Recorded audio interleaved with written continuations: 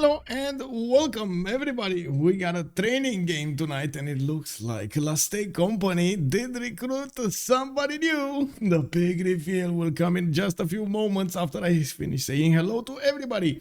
Good and closing and good evening, sir. Welcome, sir. Rodri, hello there, sir, and welcome. I did also notice Legilementos dropping a sub over here. Thank you so much, sir. 14 months. Thank you, much appreciated. I did also notice Star Spanky. Bună seara, domnule. Bine ai venit. Good morning, Heinig Dave. Hello there, sir, and welcome. And I do have to give a big shout out to Heinig Dave for picking up that first promotion at the beginning of the stream. Hello there, Eddie Coffin. Good evening, sir, and welcome. It looks like I'm going to be the host of the game tonight. There was a bit of a problem over there with a lot of stuff, and somehow it jumped to me. So it is what it is. Now we do have a new caster actually starting up tonight. Mindblow 33 is going to cast for the French community, and I do hope he's going to have good luck with his own stream. Let's see what's going on over here. We do have them starting to get into the correct slots, and I do notice them, well, they're kind of screaming at each other, right, from left to right, from left to right. We do have on one side, looks like Konson, Raider, Mjoe, and Aleks. Dark Lapinu? No. Oh, they're still switching. Okay, okay, it's Dark Lapinu, Mjoe with Raider and Konson for the Chasse Peche Battleships, and then we do have them on the other side on the Aztec company, Konson, CaptainMorgane, Aleks with Killayad. We know Killayad, and then Malm has joined the roster of Aztec company. This is such a big recruitment for them, unbelievable, and I do hope he's gonna have success in the next games he's gonna play. Oh my God, Malm joining, unbelievable. We do have the team pluses going around over here. Give me a second so I can set up over here CPB and LSC. I believe CPB, and on the other side we got LSC. Let's actually put up training game over here, and I think the maps are fine. We do have Killayad putting up his plus over there, so to tell us that he's ready, his team is ready. We're waiting also for CPB to give us their readout on this. So let me see. So I think on CPB, on Chasse Peche Battleships, we got a new player as well. I don't remember actually seeing a Raider in their last one. So let me actually launch the draft over here. Click on the launch button and we'll see how this goes.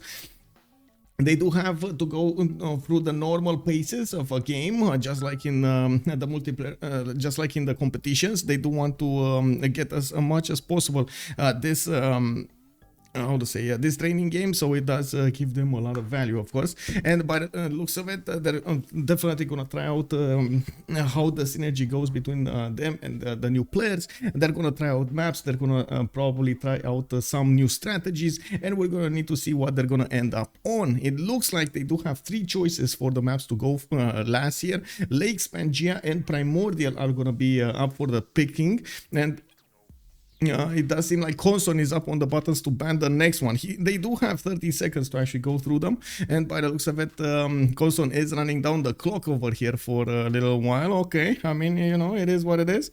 Just quickly checking the modes, it's all good. Okay, so a choice between Pangea and Primordial. Well, it looks like we're not gonna see those exploding volcanoes all over the map. We are gonna see the Pangea map started up here, and by the looks of it, we're gonna need to take a look. This is, by the way, Standard Ridges Pangea. This is the one that actually has the continent splits along the mountains alongside those continent splits. I cannot believe that. For like so many streams I can't say this right, but anyway. Now we do need to see how they're gonna pick those civilizations with early bonuses, and I'm pretty sure even if it is Pangea Standard Ridges with quite a few mountain ridges over there that are gonna help them defend behind them, well, at the same time I do believe they will have the chance to go against their opponents and take them out. So early bonus it is. We do see them started up with Russia as a ban. Interesting choice. Old Triangle, good evening, sir, and welcome. Hi Nick Dave, I think I did set that up. Hopefully it's fine. Give me a second. Okay, there we go. Sometimes I don't hear properly, but anyway, it is what it is. Ooh, a good thing. I am gonna try to send actually my previous mouse to the warranty service. I just realized that it didn't actually pass 2 years from when I got the mouse, and I was like, oh, wait a second, I can do this, and we'll see if they actually managed to fix it. Maybe, maybe. It is what it is. Okay, we do have coming up as the third ban, Persia next, and of course there still will be Nadersha for them to pick from, and I'm pretty sure they're gonna try to pick one of the Persias over here, especially on the Pangea maps. We've seen Persia quite a few times do so much damage against their opponents. With 2 more choices to go, Konson is gonna have his last choice of the day here with Ptolemaic, with Egyptian leader coming up next.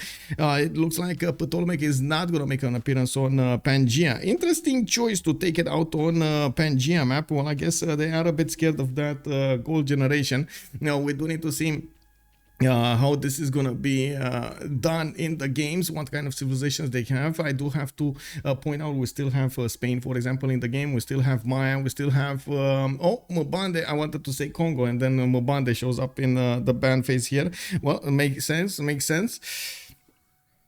We do have them needing to pick 4 leaders now, and let's actually see if they're gonna try out some new civilizations that we have seen rarely in the games. It looks like Philip II is gonna be the first one to be picked.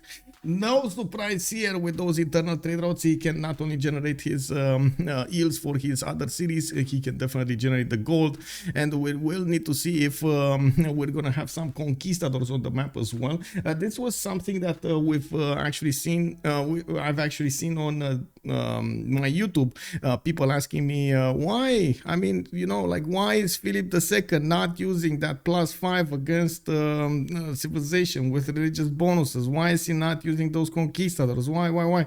And honestly, I would really love to see that happening a lot more often. I believe it is something related to the timing, to the simming, to their priorities, and of course the same time their options to pick Philip II in the game. Now Killayad is coming up with Maya, Lady 6 guy, and I do have to point out Malm actually really likes to play Maya. We're going to need to see if he's gonna be the choice for tonight. Aleks is also the next one up, and wait a second, did he join you over here? There is something that I also need to point out that I guess I didn't announce before.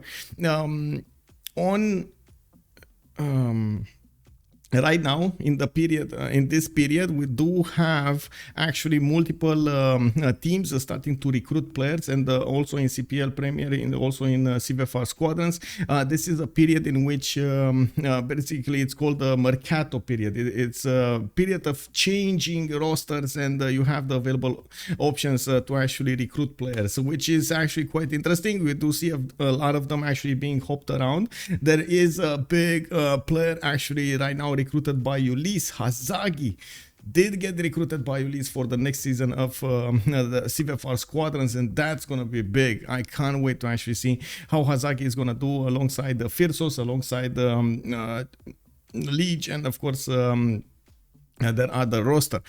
We do also notice Vietnam got picked up here by Vietnam got picked up by Aztec company, and then Basil II is going to be the 4th one up. Basil II with his tagmas. I really hope he's not actually going to end up again next to Rome, because that's going to be a problem. Nemelik Bruggen Navan, good evening, sir. Hello there. How did the respective series end? Which series actually? That's big, like fish? Yeah, exactly. That's very big. That is very big. I'm not sure to which series are you referring to, Hemlik. We do have Gran Colombia coming up as a ban here, and yeah, I'm actually still watching like a hawk if they're gonna pick or ban Zulu. It looks like they went for Canada. Both Tundra civilizations actually got taken out on this map. Interesting. I wouldn't have thought they're actually gonna take out Canada over here on this map, nor did I even think about Russia on this map, but it looks like they do think the Tundra civilizations are a bit too obnoxious on this map, and they're not gonna allow them in. Interesting. We do have, yes, fish is always the biggest over here, exactly like Eric Hoffen is saying. Scotland coming up as the 9th ban, and one more choice to go, and we're gonna jump in. We're gonna see what they're gonna pick. Last 4 picks soon to be announced. Interesting. I don't know who Mjoe is, and I don't know who Raider is, and I don't know who actually I know everybody else. I don't know Mjoe and I don't know Raider. These feel like new players coming up here.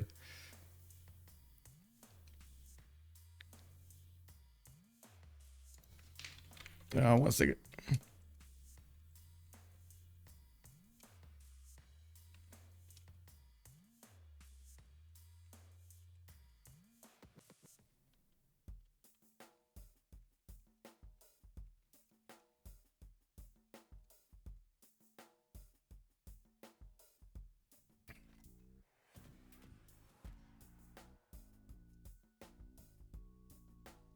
Okay.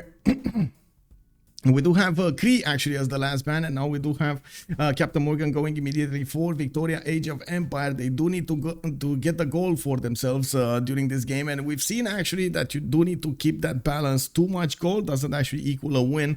If you do manage to keep your balance straight with how much production you're going to have, how much yields like science, like culture you're going to have during the games, that will be the recipe for success. Now Dark Lapinu is gonna go for Ghandi. Okay, we might actually see some Varus during the game. Okay, I like this. Actually, Ghandi and Basil II with Spain. Ghandi with Basil II and Spain. Oh man, I gotta say this is interesting.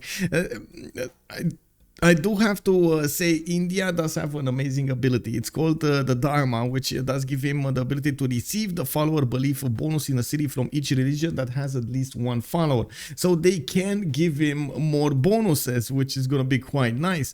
We do need to see if they're going to actually have that chance during the game, because they do need to actually have the proximity next to him to get that going.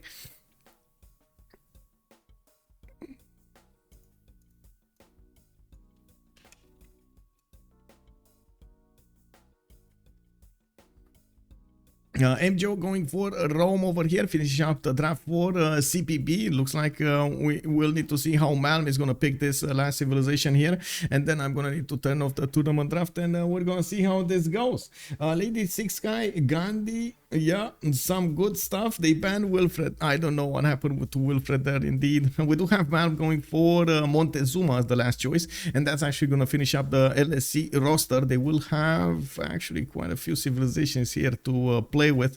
Lady 6 guy, Vietnam, Victoria, and Montezuma. I do believe actually on one side we do have them playing a bit more standard than we do have on CPB. CPB is definitely looking to try out something new, which of course we're going to need to see how they're gonna end up on. Let me actually turn this off. So we do have the map. The map is Pangea Standard Ridges. Okay. Oh wait, Pangea Standard Ridges. Let me ask. Pangea SR. Yes. Well, I should have put we. Okay, let's see their answer. Okay, yes. Okay, so it is Pangea Standard Ridges. Let me actually change the ridge definition over here to classical, and it is what it is. Now I think I also need to change my sound settings over here, so I do give you the input. Okay, the noises in the game will start powering through here. Oh, and I hope so. Yeah, there we go. I heard them. Hello there, Thunderius. Good evening, sir. Bonsoir, monsieur Rafifi. How are you doing, sir? And welcome. Sea level, low sea level. Oh, they went for a different change on this? Oh, interesting. Okay. What is the sea level? Sea level low, probably. Okay, there we go. Well, I guess this is it. Just as usual, they're probably gonna have remap tokens for each team. Remap tokens as usual. That's what I think I don't want to ask, because most. Okay, thank you. Merci beaucoup. of course, I'm pretty sure they want to emulate as much as possible how the games will go in a competitive setting. So this is why they're getting the trainings going, not only to actually see the players get the synergy going, trying to learn from each other and so on, but and also try out stuff, but also to have the games going on in a competitive setting. It matters quite a bit to have that extra pressure on you. It matters quite a bit to actually get to make use of the pick and ban phase as much as you can, to try to see how your opponent reacts every time, and you do learn from this. Now we're going in the loading screen for the first map, and we're gonna need to see how this is gonna go. Oh my, oh my.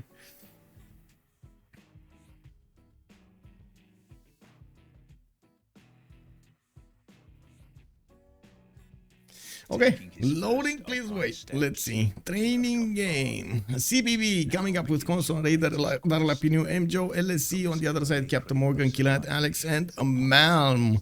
Ooh, Malm on their team with Vietnam. This is one of their first choices, by the way. His preferred choices of a civilization. I think they might have done a big boo-boo allowing him to play on it. Wow, what is this map?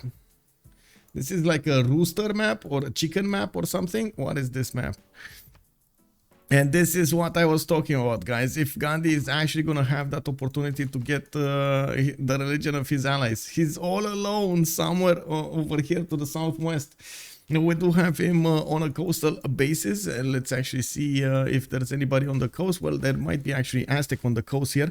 We do need to see how he's gonna try to settle his city. He doesn't have that much space over here. By the looks of it, he's gonna be in trouble with the peninsula that on to the southwest. Konson does have 2-3 deer tile in the capital with a 2-2 ship to the left side. I do see he can get the inlands pretty good, actually. The spice tiles does seem good. The spice settle over there to the west side. He does have a few more cities to the north benefiting from the fresh water. Unfortunately for him, he's next to Montezuma, and he's gonna need to find Montezuma. And this is, I guess, a question: is Montezuma gonna be in trouble, or is Ghandi gonna be in trouble in this one? I see a Geodude. What was that? What is that? We do need to take a look at also Aztec here with a possible 2-1 base underneath his settle. He could move for a 2-2 base on the coast with a +4 harbor if he wants to. That will definitely lock him in war on the coast against Ghandi. Both of them would be coastal, and both of them can actually get boats out if need be. We do see him also benefiting from only a few amenities. I do see 1, 2, maybe yeah, 2 over here that could be improved early on. Which is not that big. And it looks like we do have CaptainMorgane. CaptainMorgane, knock knock, what are you? Definitely Ghostbusters vibes on this map. Yeah, it does seem like it's a bit of a weird map here. Ooh, Malm, look at Malm go. We do have him with a maze settle over here. Oh man, Malm knows how to spawn, bro. Malm knows how to spawn. Now we do have him with the 2-3-1 spy style to the east side, and by the looks of it, we do see 3-2 banana. Konson is asking for a fresh lobby, which I mean I don't mind.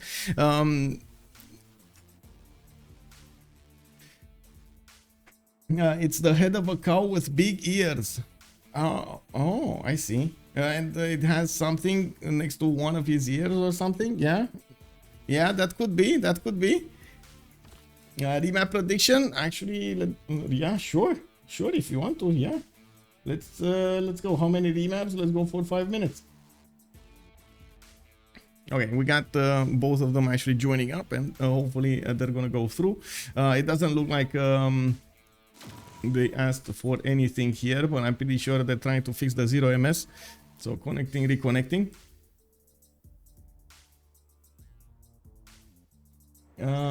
The tag on the ear. Yeah, the tag, exactly. The tag on the ear. That might be it.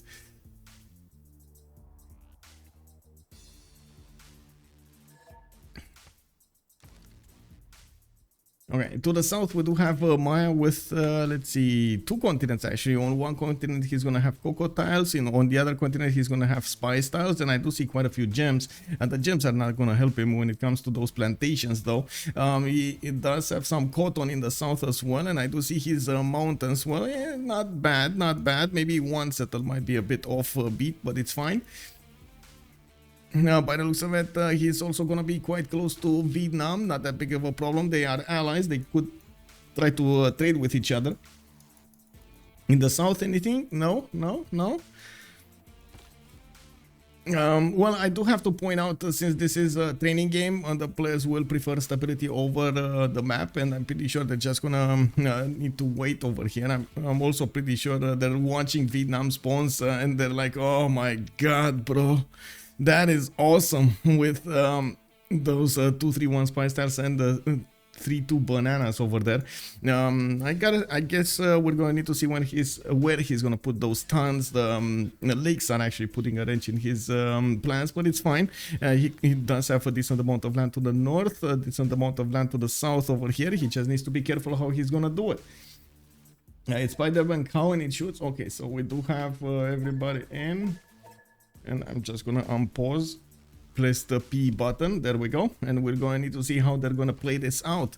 Let's take a look at also on Raider. Raider is gonna have the ability to get those 2-1 dice tiles worked from an early stage of the game, and by the looks of it, he did settle a 2-1 base over here. Not bad, and I'm pretty sure he's gonna try to get a Pantheon quicker with that extra faith. And looking at the bounties to the north, he actually has quite a few interesting ones.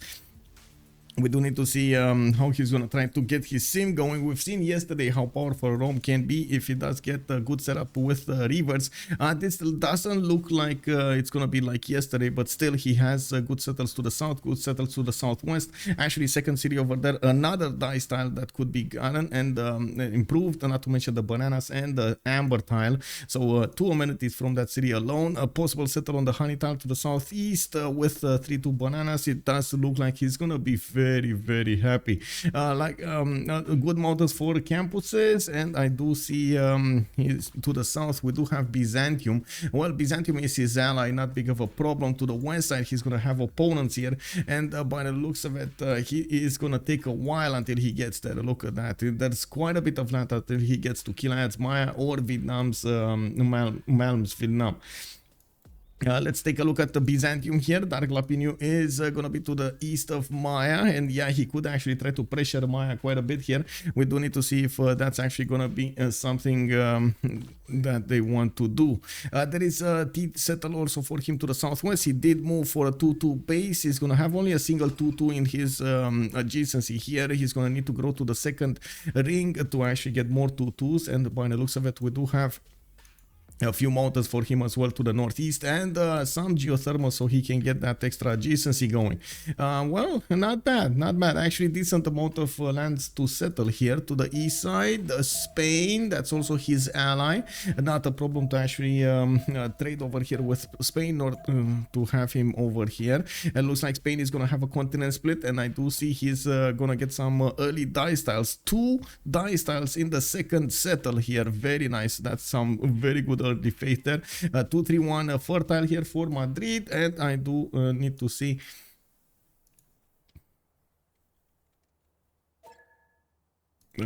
well, I guess okay. Oh yeah, he didn't load. Okay, never mind, he didn't load. New caster. Okay. Mind blow. Yeah. Oh, I see, you're desynced. Oh, I see. Okay, just shift enter. It's fine. I hope you're not gonna desync throughout the game though. Man, that happened to me, and it's very bad, very bad juju. I don't actually how to say wish that to anybody. It's so bad. And well, let's actually take a look at also England, Age of Empire over here. Looks like he's gonna get Tsingy de Bemaraja to the south. Man, what is this map, man? Like, except the cage fight to the west side between Aztec and India, Everybody else has such a good spawn. Oh my god. We do have Aleks figuring it out that he's gonna have that second settle on Zingy, and yes, he's also gonna have one big continent. Could try to actually go against Aztec, or actually wait, trade with Aztec, not go against, trade with Aztec. And by the looks of it, he can take Kabul and also apply some pressure on Delhi. This is another continent, so redcoats might actually come alive. Now he does have a +5 campus in the north over there and in his capital, and by the looks of it, he's also gonna have so many cities to put on this coast without anybody land-based to come against him. This is gonna be quite interesting for him. Bad juju. Yes, very bad juju. Very bad. Very. Not good, man. Not good. Well, and we do see the players are started up. Mind blow is still resyncing. I'm sorry, man. I'm so sorry, man. I hope it's gonna get fixed soon. If not, I'm pretty sure they're gonna ask for a relobby or something. They already asked for a relobby earlier. Nobody actually said anything, so we didn't do anything. Now hopefully we're gonna get this fixed. The players are starting to scout around their territory here. We do have 4 more turns until the remap vote, and we do need to see how they're gonna get this going. We do have okay, 5 turns for settler from Thanglong. He did choose to go on the river, actually. He didn't go next to that 2-3-1 spy style. He's working the food and growing a little bit faster, while I do see him working the 1-3 and the 3-2. Interesting. Well, he's gonna get enough gold to actually buy out or even grow into that tile. No problem for Thanglong over here to get tiles worked. He does also have the Sahara to the northeast after the mountains, and Konson is asking if relobby next. Yeah, okay, there we go. Juju is an American football player. He's not very bad. Wait, is he? Oh my god, man. How is that his name? Okay, sure. I'm sorry, but I'm pretty sure that's an expression. I'm pretty sure bad juju is an actual expression. Just saying, man. Just saying. It might be an expression. Okay, we didn't have relobby now or wait for vote.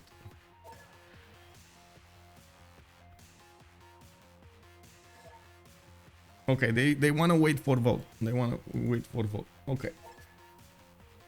Okay, so everybody's trying to get their vision going. It looks like Aztec might actually get eyes on Delhi quite fast. There is a scout coming out from Delhi next turn, and he will get quite quickly over there to the north. I'm pretty sure he's going to want to go northwards here. His other scout did go to the south to pick up that hut over here, and by the looks of it, he does have Jokul, the Tundra Wonder with the culture, with its amazing ability to explode so many times and improve the tiles around it. Well, we do need to see how they're gonna try to get this going, and I'm pretty sure we're gonna need to see also how those Varos are gonna fare against the Aztec units. Rome looks like he's only going for 1 scout with his builder, with his warrior. He's also getting a settler here in 4, and by the looks of it, he did notice he's settled to the southwest over here. Maya also started improving his rice tiles for farms, and by the looks of it, we do have him with this settle on the west side that's gonna give him so much gold coming up from the cocoa tiles and the diamonds, which I'm not that convinced he's gonna want to go first there. Now he doesn't care about freshwater that much, so we might actually see him put his cities off lakes, off rivers. He just needs as much as possible to improve the plantations and get those observatories next to them. There's so much land actually to cover to the south. I don't think it's actually good land. I'm just saying there's so much land. We do have Dark Lapinio also getting 5 turns for a settler, and honestly, since we do have a bit more time, I do want to open up there is a file in the squadrons that I'm pretty sure it's pinned somewhere, which gives us an idea of the rosters, and some of them did get changed, I'm pretty sure. So yeah, so Mjoe, yeah, he was over here. So Aleks is on LSC, Darlapinio, Raider. Okay, so there are new players on both teams. A Raider is the new player for Chasse Peche Battleships, and on the other side, Malm is a new player for LSC.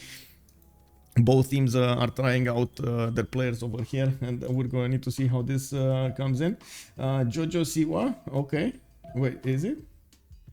Is it? Okay. I mean, I think we actually got a singer in Romania. Oh wait, okay. Remember. Named Jojo, if I'm not mistaken. It's a female singer named Jojo, but not Juju. Not Jojo, not Juju, but Jojo. You know, like with an O, not an U. U. Ooh, ooh, yeah. You know what I mean. Wait, let me actually see. Juju football. Oh, there is actually Juju Smith Schuster. Oh, you're right, Schuster. Uh-huh. I mean, I see how it goes. By the way, it looks like in the remap vote, we do have a team actually voting immediately. That is going to be CPB, while on the other side, they're still thinking about if they want to use the remap token or not. And by the looks of it, we do need to see how this is going to go. Aleks is waiting a little bit to click that button there. Don't judge, just go. Miss MS Doll, hello there, sir. How are you doing? Oh, both wanted the remap. So fresh lobby or fresh lobby?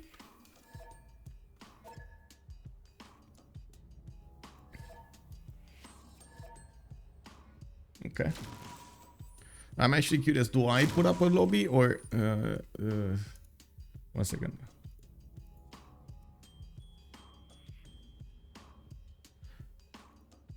Okay. Let me actually get this going.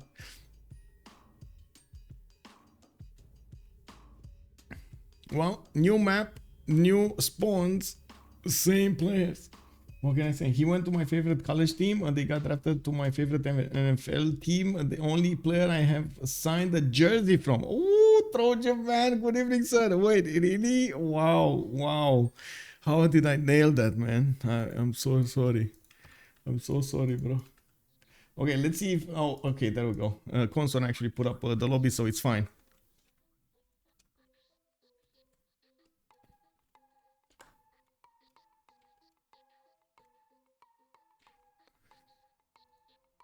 Okay, we're getting in. Mjoe actually put up the lobby. Do I see them in the channels over here or not? Let me actually take a look if they're in the channels somewhere. I don't think I saw them in the channels, so, you know. Yeah, no, they're not in the channels. Kick. It is what it is. You're a Steeler fan also? Oh wait, he's from the Steelers?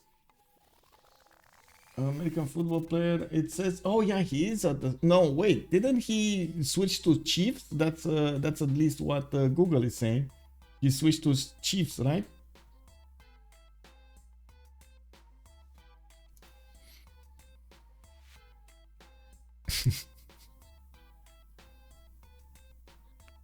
Oh man, I just opened up the channel on my Discord to talk about sports and stuff like that. It looks like we're talking more about sports on the stream chat here.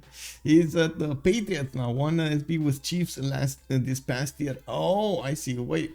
He's like moving from one year to the other, from one team to the other. Wow. Okay. When does he have time to actually get to know everybody? Or that doesn't matter. You're just playing for the sake of playing, and you know that's it. Well, I guess it is what it is. Nice. It is what it is.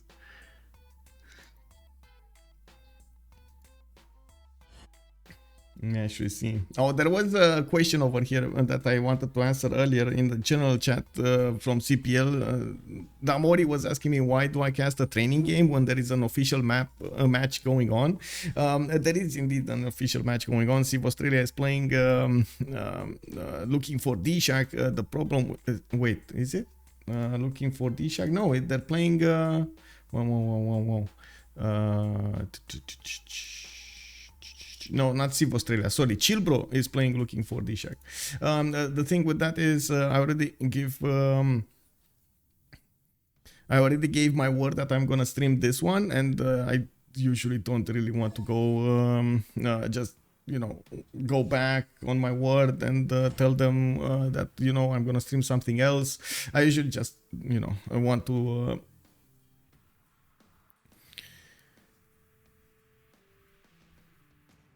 I want to keep what I said. He's a TikTok star. Who's a TikTok star? In the summer between the season, I would reckon. Oh, okay. Oh, you're still talking about Juju. I don't know about Juju, man. Juju man. Wait, wasn't that also an expression, Juju man?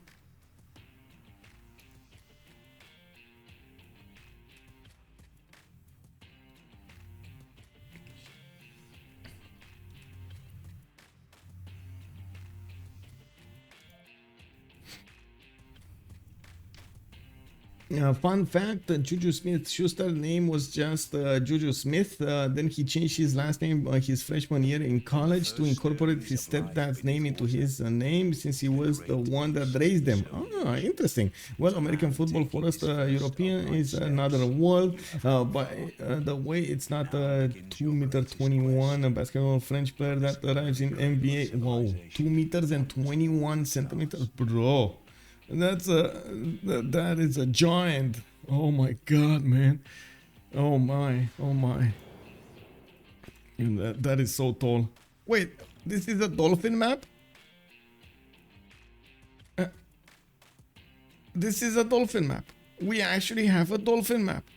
Interesting. Okay, let's actually take a look over here on the map on the west side. What do we have? We got a Raider actually coming up here, and it does look like he's gonna have Montezuma next to him. They're actually gonna get to fight. We do have Montezuma with one big continent, while yes, Spain is gonna be to his northeast. Now we might actually see a 2 versus 1 going on against Aztec here. This is the map, guys. This is the map. They can't choose another remap. Choose outcome, one remap, and this is it, because they already used both of the remap tokens. In Rome's territory, it does look like we do have a 3-2 banana in the second ring here. He did settle on in place, and he has a rice tile there for some extra food. Now, I do also notice he has quite a few 2-2s to work and chop. A lot of 2-2s. And this is much more like we've seen yesterday with his available choices for settles over here, and of course his available choices to get those districts set up from his capital with those aqueducts and so on and so forth for the industrial zones. Quite a few rivers are moving from the left to the right here. By the looks of it, we do also need to take a look at his strategic resources. Horses to the east side over here in the third ring. Does seem like we're gonna have iron in the capital. If he does put up campus right now, he's actually gonna get a +3 because of the 2 rainforest tiles, but I'm pretty sure he's not actually gonna go for a camp. Well, I guess I'm not that sure that he's not gonna go for a campus first. Usually you do see players when they do benefit from +3s, +4 campuses to try to go for something like this. I also have to say that Aztec is gonna be behind these mountains with the 1-2 tiles mountains, and by the looks of it, they're gonna stay away from each other for some time. Rome does have settles to the north, settles to the west. I do see this rice tile. I do see this 2-2 over here. That's probably gonna be his staging position to attack Aztec from. And to the west of Rome, that back settling, he does have a lot of fresh water from these rivers to settle his city zone. Nice Torres. That, yeah, this Torres. I mean, maybe in the late game, maybe, I don't know. It feels like it might be like a B8 or like a turn, like a 8 settle or 9 settle for Torres. On Aztec, we do have Tenochtitlan settling on an incense tile. He does have an extra fate point coming out from that. He does have a scout there, and I just forgot my coffee, but I'm gonna finish talking about this, and I do have to get my coffee. I was wondering what, there's something missing from my table.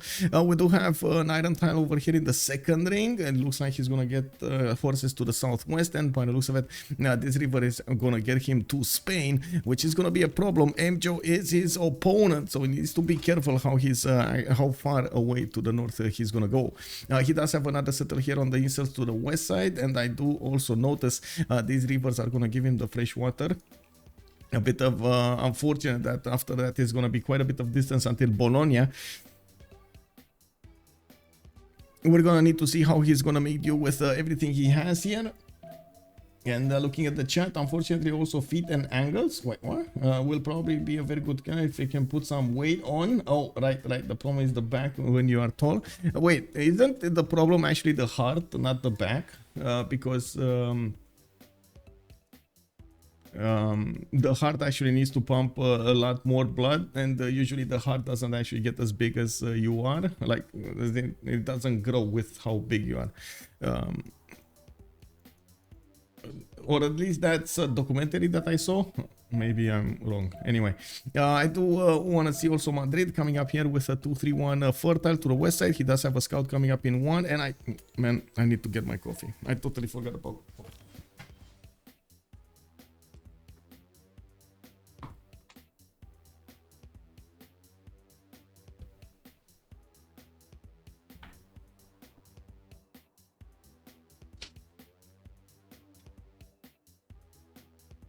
There we go. There we go. Coffee settles. And we do have Madrid also benefiting from a few 2-2s here. He moved off the coast, and even though he could have actually moved on a 3-1 tile over there on the cattle tile, being with a very big harbor, he didn't want to have that. He wanted to be a bit closer to the fertile for that extra production. Mjoe is moving to the east here with his scouts. He's trying to discover what's going on, and by the looks of it, he did open up a coastal settle also to the south. We do need to see if he's going to settle those diamonds or not. And of course, on the other side of the continent here, on the green continent, he's also going to get a city to get those double yield trade routes. He does have horses southwest, second ring, iron third ring to the west side. It looks like he missed the sticky hut on the northwest, but I guess at some point he's going to figure it out. We're going to need to see when. Oh, somebody got a relic. Malm got a relic. Wow. Well, we're just moving to Malm here, and by the looks of it, is gonna have a few mountains. Unfortunately, that's not always that good on Vietnam if you actually don't have a forest, rainforest, or marsh tiles next to the mountains, so you can put down those campuses.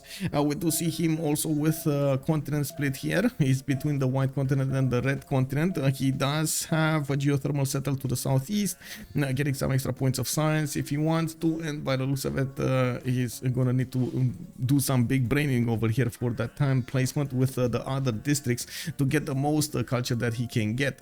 He's again next to Lady Six Guy. They're gonna be quite close to each other. They're probably gonna try to trade at some point.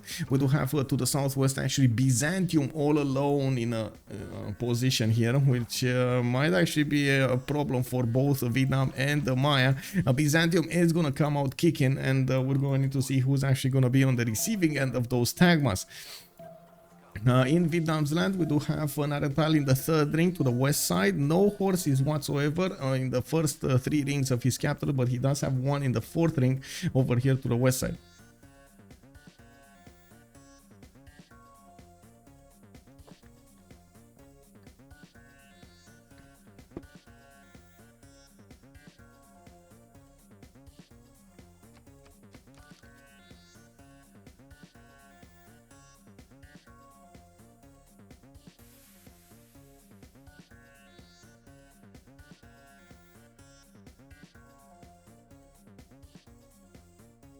One second.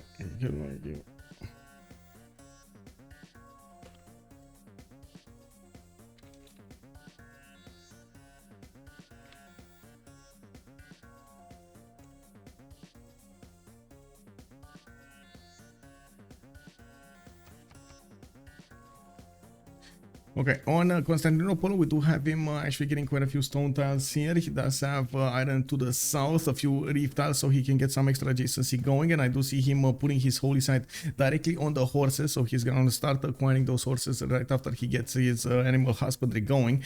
Now, we do have him with a few back settles. I see 1 and a 2, maybe even 3 if he stretches a little bit, but I wouldn't recommend it. Now, we do have him also needing to go to the north here, and he's starting to discover Malm. Soon enough, they're gonna see each other, and I'm pretty sure Byzantium is gonna get this hunt over Malm. Now he's on the other side of the river, on the good side of the river. Yeah, looks like a bad tan land. Yeah, well, I'm pretty sure that he's gonna figure it out.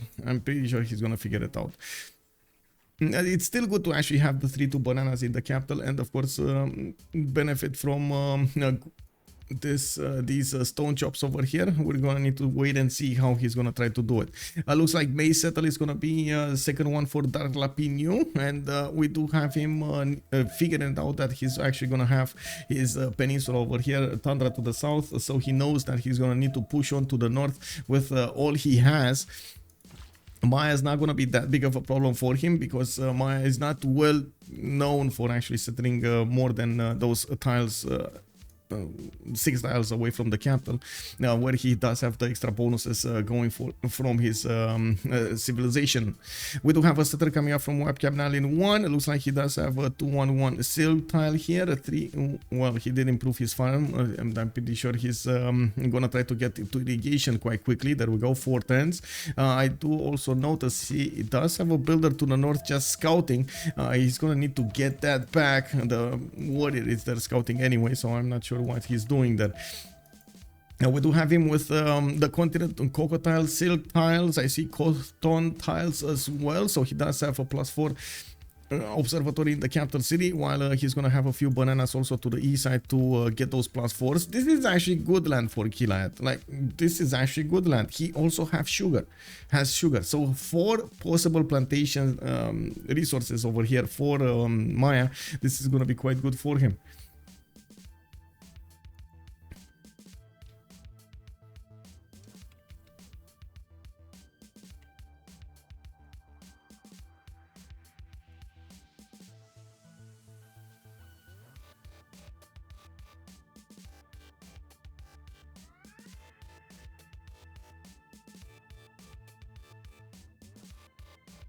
One second, just really need to get really quickly something written down.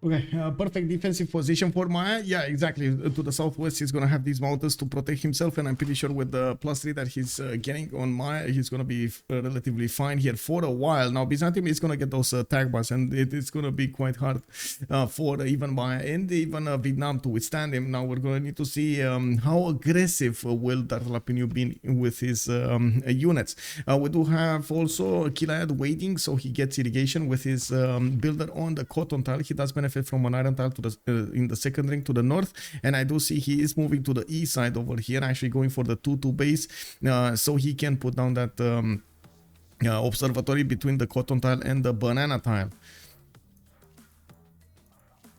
Looks like on the east side we do have also Madurai coming up with a faith point from the beginning. The dice tiles he has been working from the beginning did give him quite a bit of faith. He already started putting down his holy sites, getting a +2 here in Delhi, and another one in Madurai, which is only a 0. It doesn't actually have any adjacency on that one. We do see him also to the north of London, which I'm pretty sure he's not going to be that happy about, mostly because well, I'm thinking they were trying to get some synergy going between themselves when it comes to religions, and of course India being between all of them would have been amazing, would have been the ideal scenario. Unfortunately, that's not the case over here. He's gonna need to make do without this, and I gotta point out he's also the opponent of Maya, so later on in the game Maya will need to defend against India somehow. There are 1 tile chokes between them, so it's gonna be a very hard land to actually push. India does have a hard time ahead to actually go against his both opponents. To the south, Aleks over here is going to be behind mountains. To the west, he's going to have Maya to go behind between mountains. That is going to be quite a problem. It wouldn't be better to put the observatory close to the town and keep the other tile for the other +4? I mean, sure, you could do that as well. If you are thinking about this one, the 1-3, sure, that could be a possibility as well. I guess we're going to need to see how he's going to set up all of his observatories here, and how he is going to try to get that extra advantage going. He already started improving his plantations here. You see the cotton tile, and I'm pretty sure he's gonna go for the silk. We're gonna need to see another builder popping out from El Mirador to get the banana, to get the other cotton tile in there. On India, we do have a horse to the south of India, which is going to be in the first ring. Looks like he's going to have an iron tile to the southwest, and we do need to see when he's going to start working these and what kind of districts he's going to prefer. Looks like at the beginning of the game he's going to be going for religion here, and of course well known that India does like his religion benefits. He does get 3 beliefs from the beginning, an extra one over other nations. In the south we do have Aleks behind the mountains. He doesn't have a continent split to actually get an extra trade route, and he is trying to take out Singapore over here to the west side. Actually, Killayad is trying to stop him from having any kind of success here. It looks like the warrior did get damaged quite a bit. He did manage to get a builder, and it does look like he might actually switch the warrior with this one in the south, even though, well, he might lose the warrior if he does that. There's a med pack here in the form of a farm that he could use to heal himself and keep on attacking Singapore. Interesting that Maya is actually... Oh, yeah, he's helping out. It's fine, actually. They're allies, right? So he's helping out. He's helping out his buddy over here, take out Singapore. Yeah, there we go. And Aleks is going to take the chance of moving the warrior on the farm. There is another warrior popping out from Singapore next turn, so that actually might be a bit of an issue. And I'm curious why this builder is not going home. Like, he should definitely be on his way home. Aleks is getting his monuments out, and I do see he benefits from a lot of pastures in the capital, 4 of them from what I can see, and 2-3 deer tile that he has worked. Now, we do also have horses to the northeast between those mountains to get some strategic resources going. Oh, lucky him. Aleks actually is gonna be fine here. By the looks of it, Singapore's warriors did go on the west side, even though I still don't believe he's gonna take this city. Like, all of these scouts are gonna die, and they're not gonna do enough damage against the city center of Singapore, while this warrior needs to heal, and it's still not gonna do enough damage against Singapore. Oh, man, this city on a hill does look like it's gonna survive. Just saying, man, he's gonna survive. Anyway, we do need to see also strategics. Iron tile in the southeast of London, that's 3 tiles out. He does have 2 coal tiles in the capital, which is not gonna get to use early on. I do also notice he can try to go and settle Gobustan to the northeast behind these mountains to get the extra production and the extra culture going.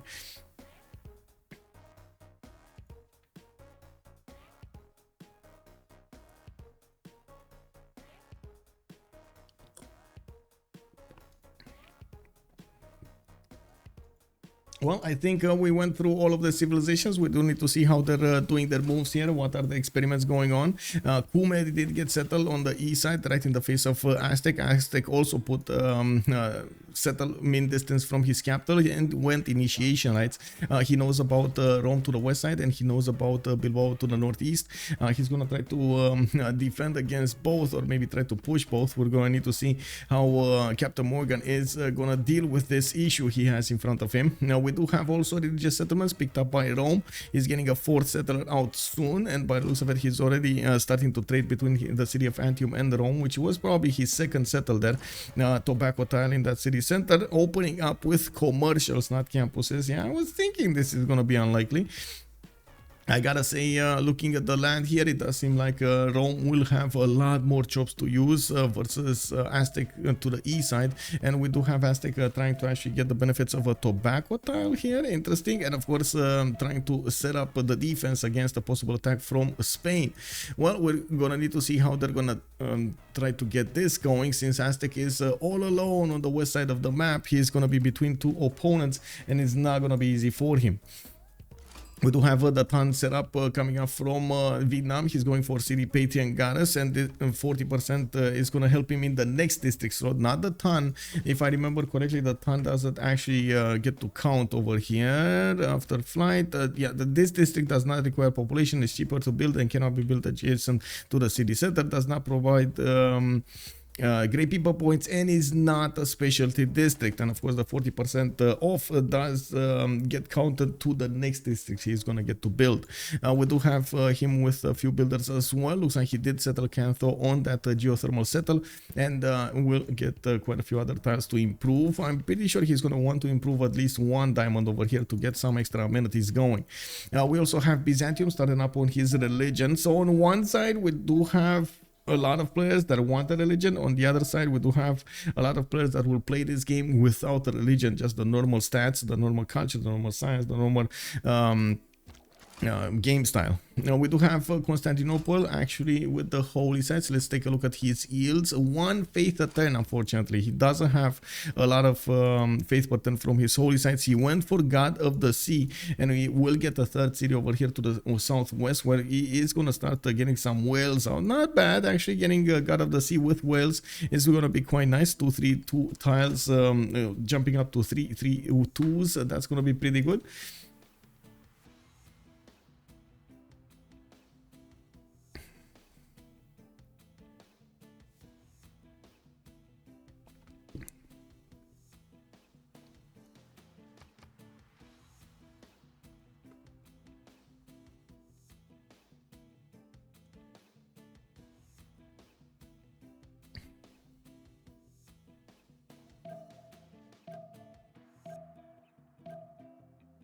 Okay, let's see other pantheons coming up on Maya. No pantheon yet. He's going for the northwestern settle to get those bananas cocos in his territory, and of course he does have a good observatory right next to that city center. To the north side on that flat tile, he's going to put a +4, and he just needs a few builders to start improving those the plantations so he can get the adjacency.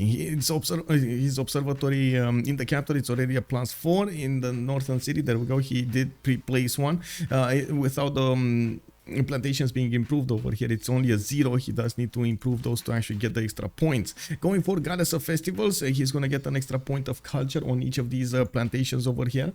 In this patch, you can't mess with city-states. MD Chops, good evening, sir. And yes, man. Also, hello, sir. Good evening, sir, and welcome. I don't know how I missed that. I read the text and I totally missed the name, man. I'm sorry. Excusez-moi, monsieur. Now we do have Konson starting to improve his tiles as well. I do see he's moving a builder over here. I'm actually quite curious, did he go for irrigation? He's 4 turns away from irrigation. It's gonna take a while to get there. Now Konson is starting to improve his horses as well, and by the looks of it, he started acquiring those great profit points. India is on 2 great profit points, Byzantium on 2, and at the moment actually Spain did not go for religion.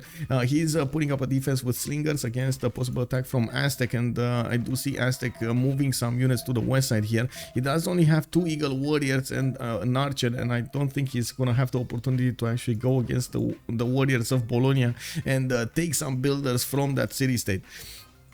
Yeah, we do need to also take a look at over here. Wait, what's with the desync? Who desynced? I don't think anybody desynced. Did anybody desync? I don't think anybody desynced.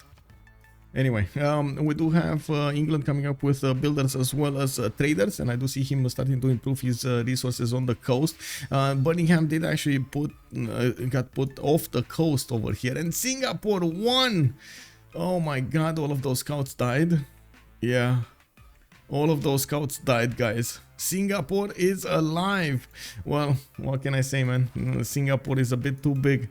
Well, you see what's going on? They're learning from Zanzibar. The AI is learning. We gotta be careful with this. Anyway.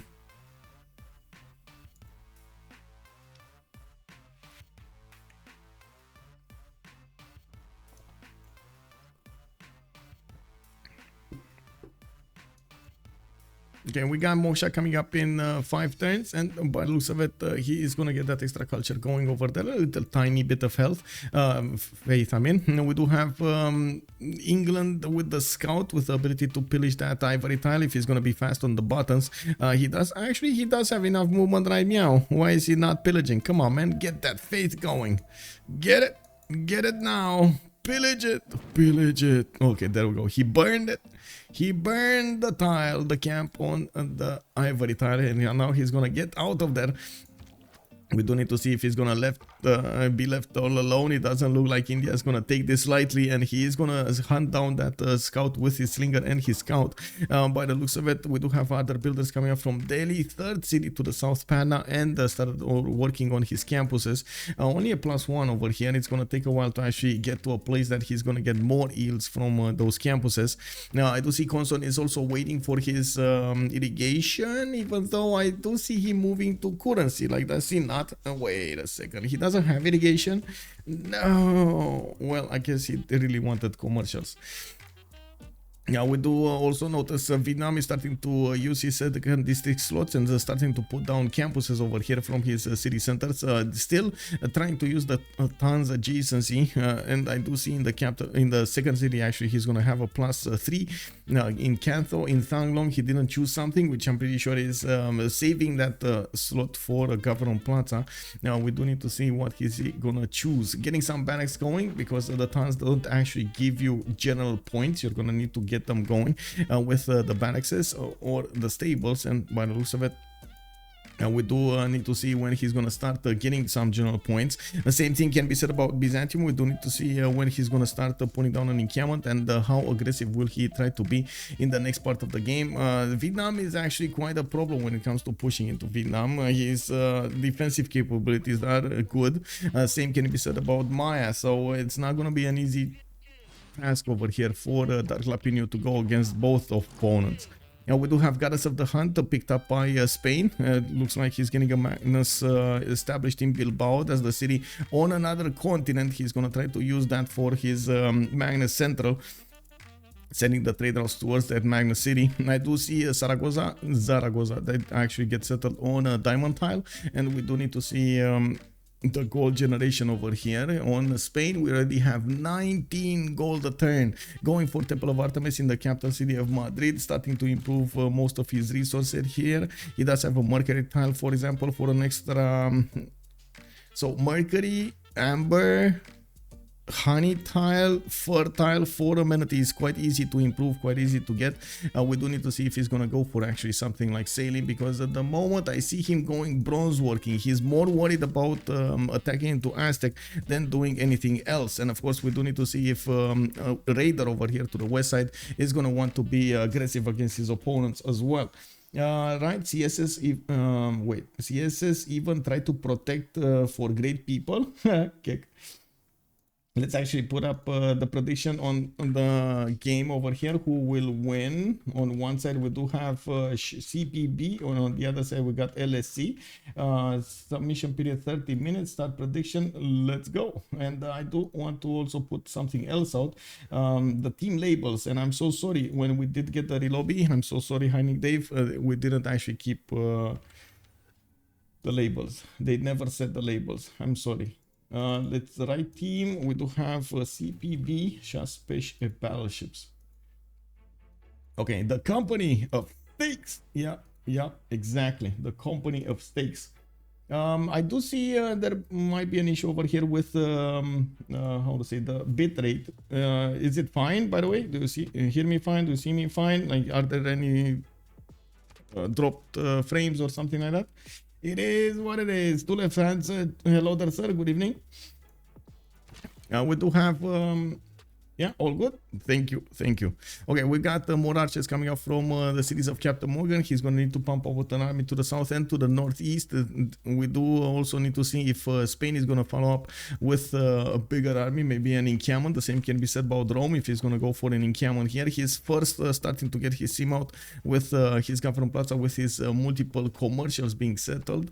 And I do see a fourth settle on the northwest, which is going to turn into a city soon enough. He does have an Eagle Warrior warrior trying to go next to Kume to see exactly what's going on. That scout might actually block the path for a little while, and we do need to see if Raider over here is gonna want to actually do that, put the scout in danger. The Eagle warrior might actually, there we go, he's putting the scout in danger. Oh my god, he's putting 2 scouts in danger. I mean, that might be a free builder for Aztec over here. We're gonna need to see if he's gonna tap it. Just you know, just a love tap over there from these Eagle warriors. You do see how much damage they're doing, especially against the scout on a Rise tile. Now let's take a look at Basil. No religion yet. He's going for harbors here. Did start to improve his whale tiles for some extra points of production, the gold, and I do see he's getting his shrines out and his galleys. I do also notice in the era score screen we do have Aleks lagging a little bit behind when it comes to his era score. He does have 4 more turns to actually get back, and he still did not discover celestial navigation. Wait, is he going archery, or he did just discover celestial navigation and didn't put up his harbors? Where Royal Navy dockyards? This might be a problem. Hello? Well, that is a problem. That is a problem. Archer in 2 turns, a state workforce in 1. He does have, he did manage to go for a God of Open Sky as a Pantheon. So from each of these tiles with pastures improved, he's going to get an extra point of culture with them, which is not bad. He does have 1, 2, 3, 4, 5, 6 tiles that I can see, with more if he actually goes for the northern ones for the cattle tiles there. Now, I'm pretty sure he's also going to want to settle a few inner cities. The coal tile, for example, or next to the coal tile would be a good city on the lake to have the space for a Royal Navy dockyard and everything else. Now, I'd also want to point out nobody else from his team is going to go for Royal Navy dockyards, and maybe he is waiting to improve the cramp tile so he can get the how to say the boost for celestial navigation. Is that what's happening here? Did he just get it? Because I see still going for archery, political philosophy in 4, and but he does have a lot of production available in the cities. I do see he's getting some builders out also on the northwest side. Very religious CPB indeed. Also, second tile got improved there with a pasture, and there we go. Royal Navy dockyard coming up in 1 turn. So he was waiting for the boost over there. Very good, very good. Trying to optimize as much as possible, getting those, getting that technology with the least amount of science. In the city-state screen, we do have Granada, Akkad, Kabul, and Preslav coming around here. It looks like Muscat is going to be the only one for trade. Now we do have Singapore, the only one for industry. We do also have Chinguetti and Arma coming up for religious bonuses, which is going to be quite nice actually if they do manage to keep both of these city-states in their grasp on CPB. They do have quite a few advantages coming out from these ones. Bologna with Fez will be the ones with science. We've got Ayutthaya and Rapa Nui for the culture. Not bad actually. There's a diverse pool of city-states that you can get over here. Very nice, very nice. We need a prediction picking the winner between Basil and Vietnam.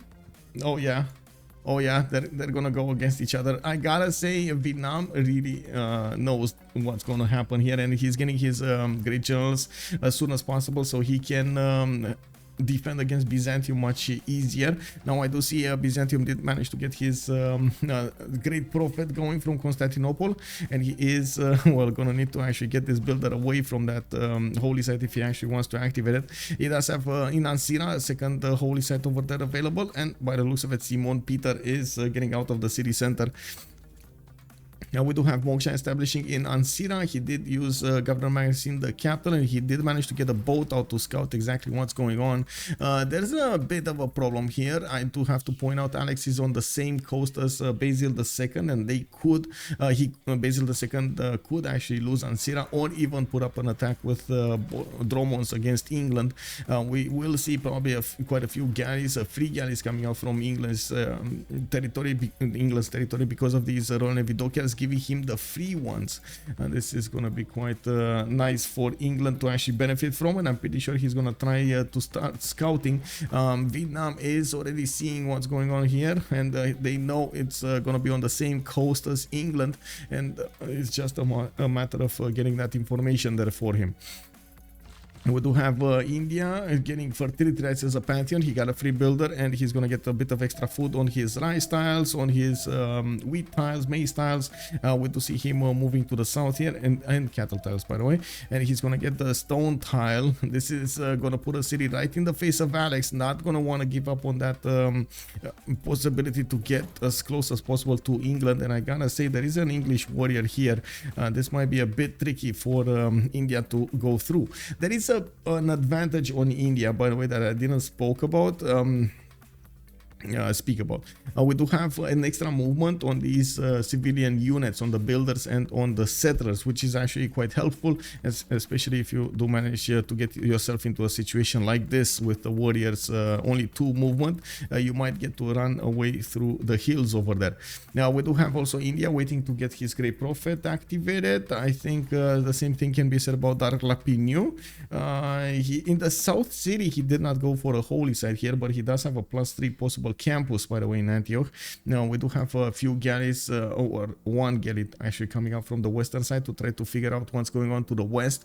He can set up coastal trade routes with Mjoe, with Spain, and I do also notice CaptainMorgane is putting a bit of pressure on Spain over there to the northeast. And we got builders, guys. We got builders. Both of those scouts got taken down. CaptainMorgane did manage to get away with 2-3 charge builders, and he's gonna get them back in his territory to help him out improve his lands over there. Is Malm good as Vietnam? Yes, very good, actually, very good.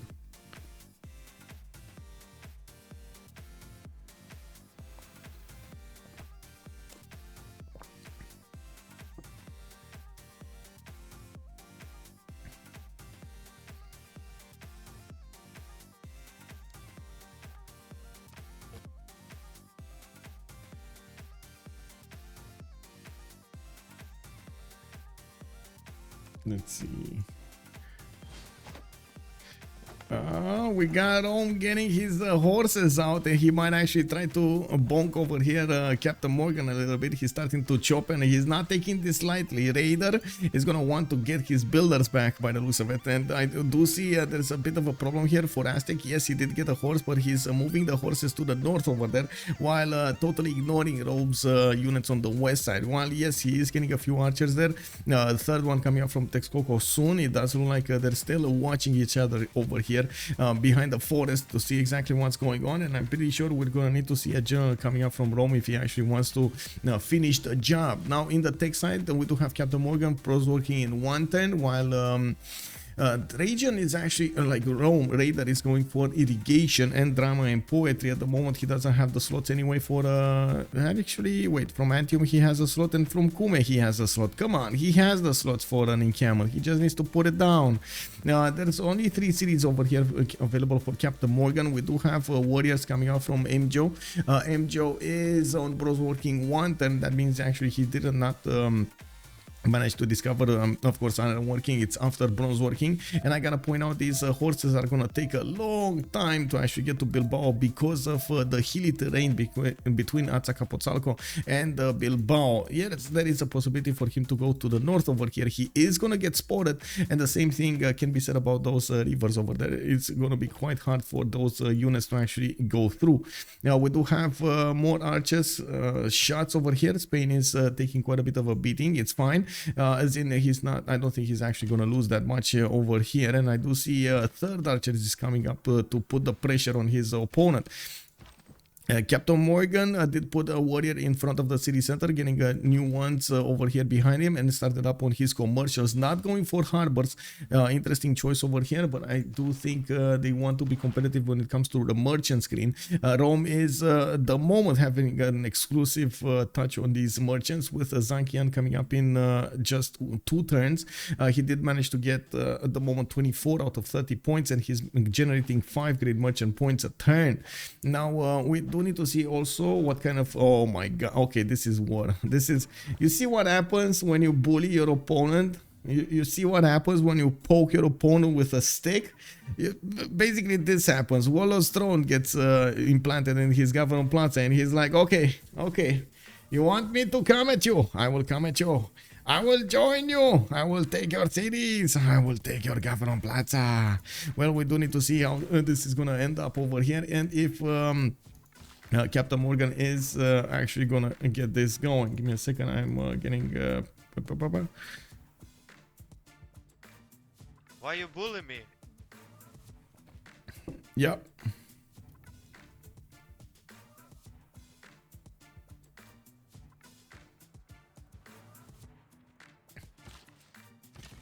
Indeed, and Sasso, good evening, sir. How are you doing? How are you doing tonight? True Roman way. Yeah, well, we're gonna need to see how this ends up over here. We do have encampments put down from Texcoco. I'm pretty sure CaptainMorgane is gonna try to get his Warlord's Throne as well. He needs it. We do have also him starting up on his iron here. He's gonna need to improve it. And finally, Raider did choose to go for an encampment here. We do have him 4 turns away from getting iron working. While he is having a builder on his island to the southwest, he's gonna get the boost for it. Now we do have a few religions. We also did pop into the Golden Age here. Choral music and the Defender of the Faith coming up from Byzantium, while Islam is on India. Zen meditation, itinerant preachers, and fertility and pilgrimage. Sorry, with fertility rites, of course, as a pantheon. Interesting choices over here by Konson. Really wants to get that Zen meditation going for the extra amenity. Interesting. We do have Ancestral Hall coming up here in Delhi. I'm a bit surprised, I gotta say. I was expecting something else over here, but sure, I mean, this works as well. It is what it is. Now we do see the 5 cities coming up from Konson quite early, and we're gonna come back to actually see how he's gonna fare when we get to him. We do have Malm coming up with Penbash and Voice Golden Age. He's on of 18 science with 45 culture already. Because of that adjacency from the tons, you can see the government plaza did get set up next to the tons, and that ton is a +6 culture, +8 culture ton, plus 4 culture ton over here, and that's quite big for Vietnam. He got a 4th settler to the south. He's getting a 5th one and getting the position in such a way that he's gonna protect Killayad from being taken out or being attacked by Byzantium. We do have also him finishing up his audience chamber, and by the looks of it, he does need to deal with the Spanish scout to the northeast. England, Age of Empire, we do have 9 science with 31 culture, still on 3 cities, getting his 4th and 5th settlers out. It is improve the majority of his pastures over here, getting that extra culture going, and he did plug in Moksha in the capital. Well, I guess we do need to see how he's gonna fare against these Byzantium boats, and since well, he's gonna have the most harbors over here, we might actually see him recruit so many of these great admirals. CaptainMorgane, Monumentality Golden Age, he did pick Initiation Knights as a pantheon, and we do have him picking up Warlord's Throne as a specializing building of choice in his government plaza, still trying to fight off the Spanish army to the northeast, which is composed out of warriors and multiple archers here. He needs to be careful to shoot the correct ones. He already has a +2 luxury attack bonus, although I do have to point out that there aren't that many amenities over here to benefit from, and he's getting pushed from the west as well as the east. It looks like Rome did get that horse across the mountain, and by the looks of it, his archers are starting to bear down on the Aztec city of Texcoco. There is a horse coming out from Texcoco as well to beef up the defense of that city. Plug in Pingala over there to get some extra science, and we're going to need to see how Rome is going to try to push into him and how successful he will be. We do have Killayad with 25 science and 24 culture on 3 cities Maya. He's getting his settlers out, 4th, 5th and 6th settlers actually. He's going to double his number of cities in just a short amount of time. Also did manage to get a significant amount of boost from his observatories when it comes down to his science. No, we do have actually a bit of a problem over here. Aztec needs to there we go, promote archer. Did get the volley promotion. Okay. I thought he's actually gonna go for the garrison, but I guess this is good as well. He does have another +5 over here, and he's gonna do quite a bit of damage against these horses, especially since the horses don't benefit at the moment from a general bonus. Well, neither of the sides benefit from a general bonus. Look, coming back to Killayad here. here. We do have this commercial setup. He did manage to get Ancestral Hall as a government plaza, and he's gonna try to get as big and as wide as possible. Of course, with getting that star-shaped formation over here between his cities.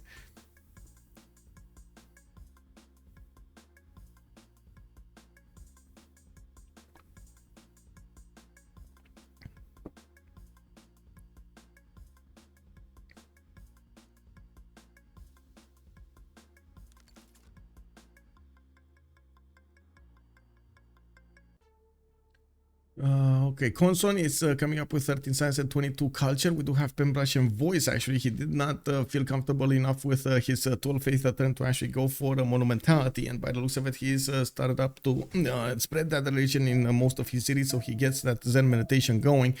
He is also improving his strategics and did put down a significant amount of commercials. He's gonna start getting those traders to beef up his capital city, Delhi, so he can get as much production as possible with the help of the districts inside of it.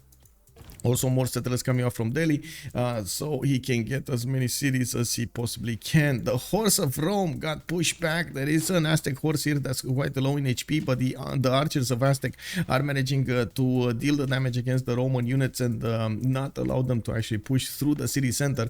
We do have some Aztec swordsmen as well. I do have to point out Aztec does get a benefit when it comes to production towards his melee units, land melee units. 50% production towards land melee units. That is significant, and we're going to probably need to see him gather as much iron as possible so he can actually output these units and not spend a lot of gold, a lot of resources with the upgrades. Daryl Apinu on a Pembrasian voice golden age. He is also ignoring the fact that, well, he doesn't have the faith for a monumentality. We do have him with settlers 4th and 5th, actually 5th and 6th coming out. First, Dromon is also getting trained over here in Ansira, and he's gonna need to be careful with Vietnam being so close to him with such high stats. Malm can actually get to Domres pretty quickly over here, and he might try to attack into Byzantium.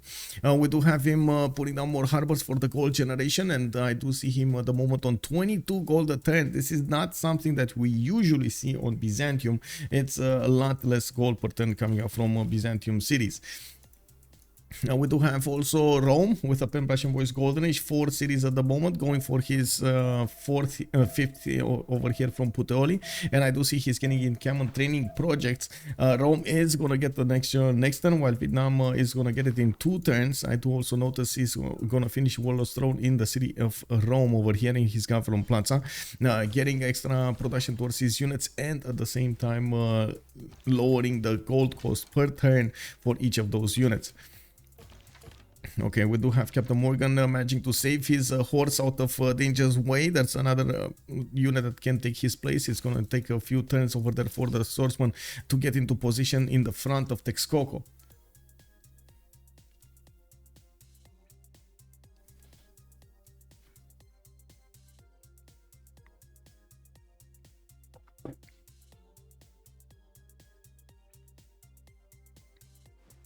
Okay, let's take a look at the Mjoe. We do have Spain coming up here with 3 cities. He did finish Temple of Artemis, and he's getting 1 and a 2 and a 3 and a 4 amenities over there, with a possible 5th one as well. Another pasture can be acquired and improved here in Zaragoza.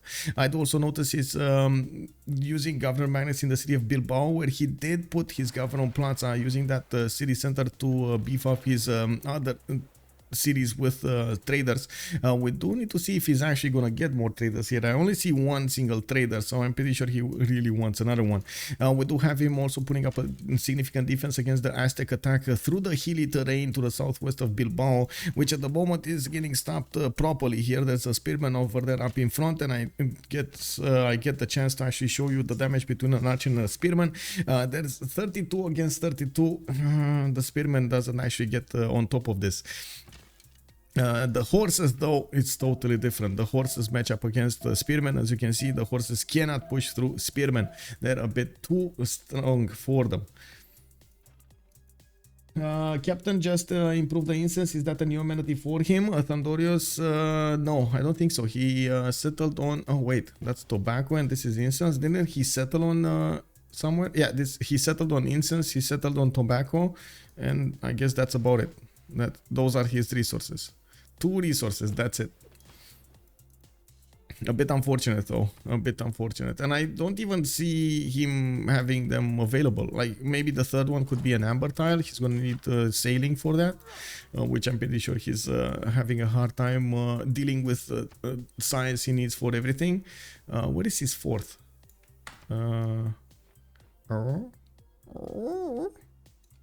What is his fourth? So tobacco, incense, amber over there on the east. This is the big continent, right? Okay, citrus and marble. Okay, citrus and marble. All of the citrus and the marble tiles are actually to the south, quite far away from his territory. He's not gonna get them. Not gonna get them.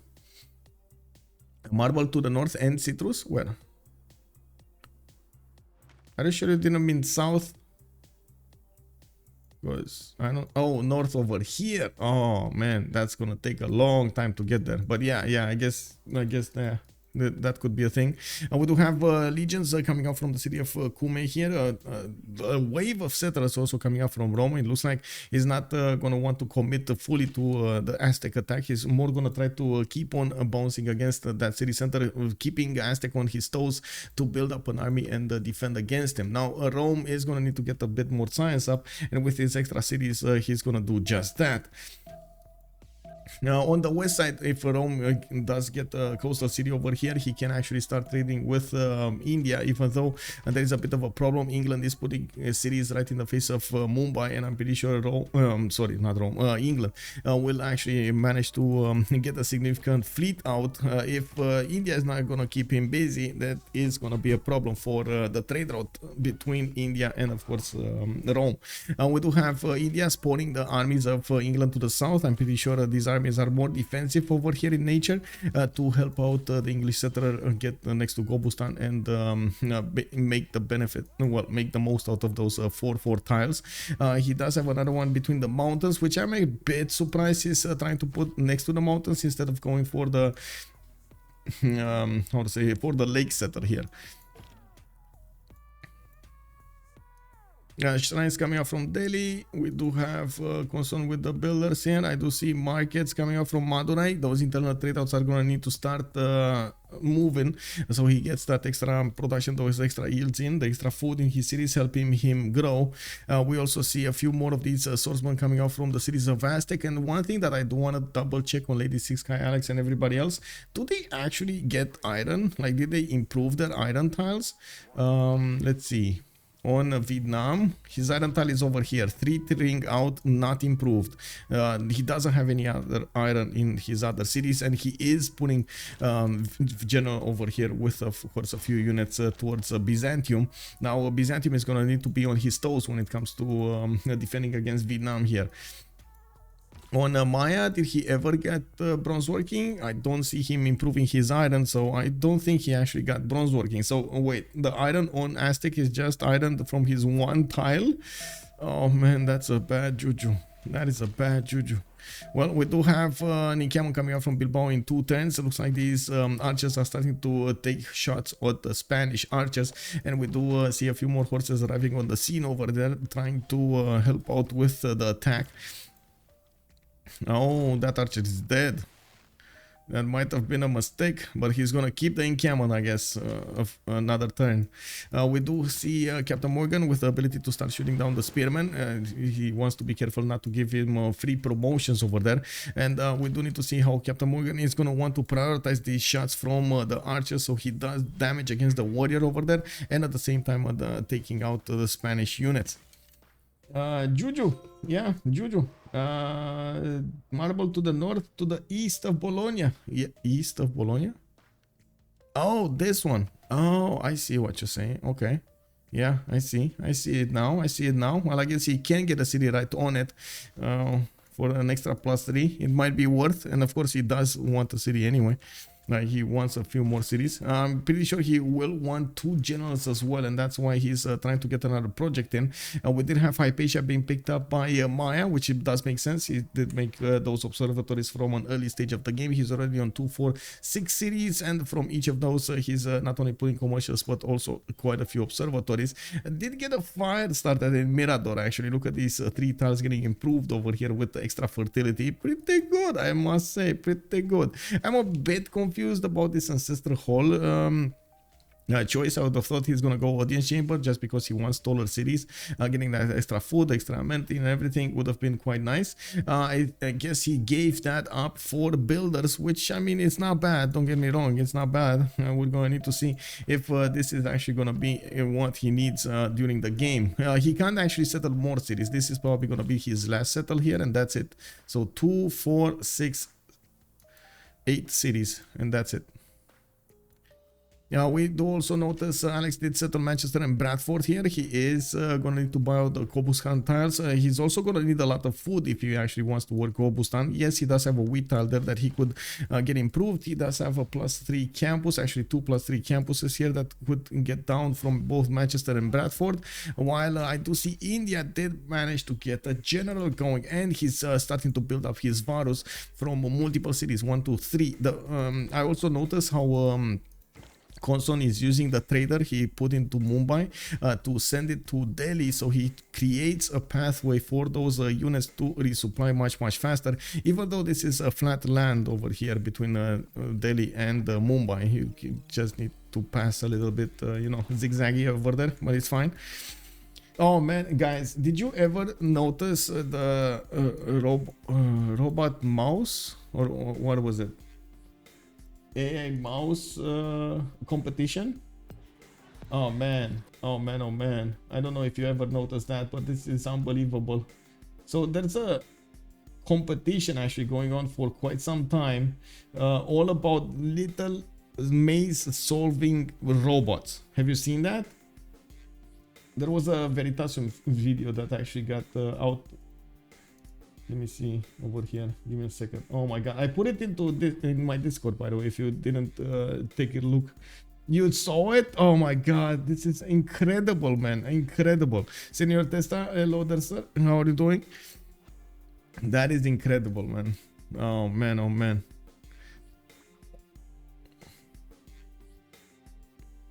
Oh, wait, Rafifi shared a picture with his cat. And we didn't, wait, where's the face? Why no face? Wait, is this one of those we do a face reveal later, Rafifi? Oh my god, look at this, guys. He actually gave us a picture with his cat with his back to us.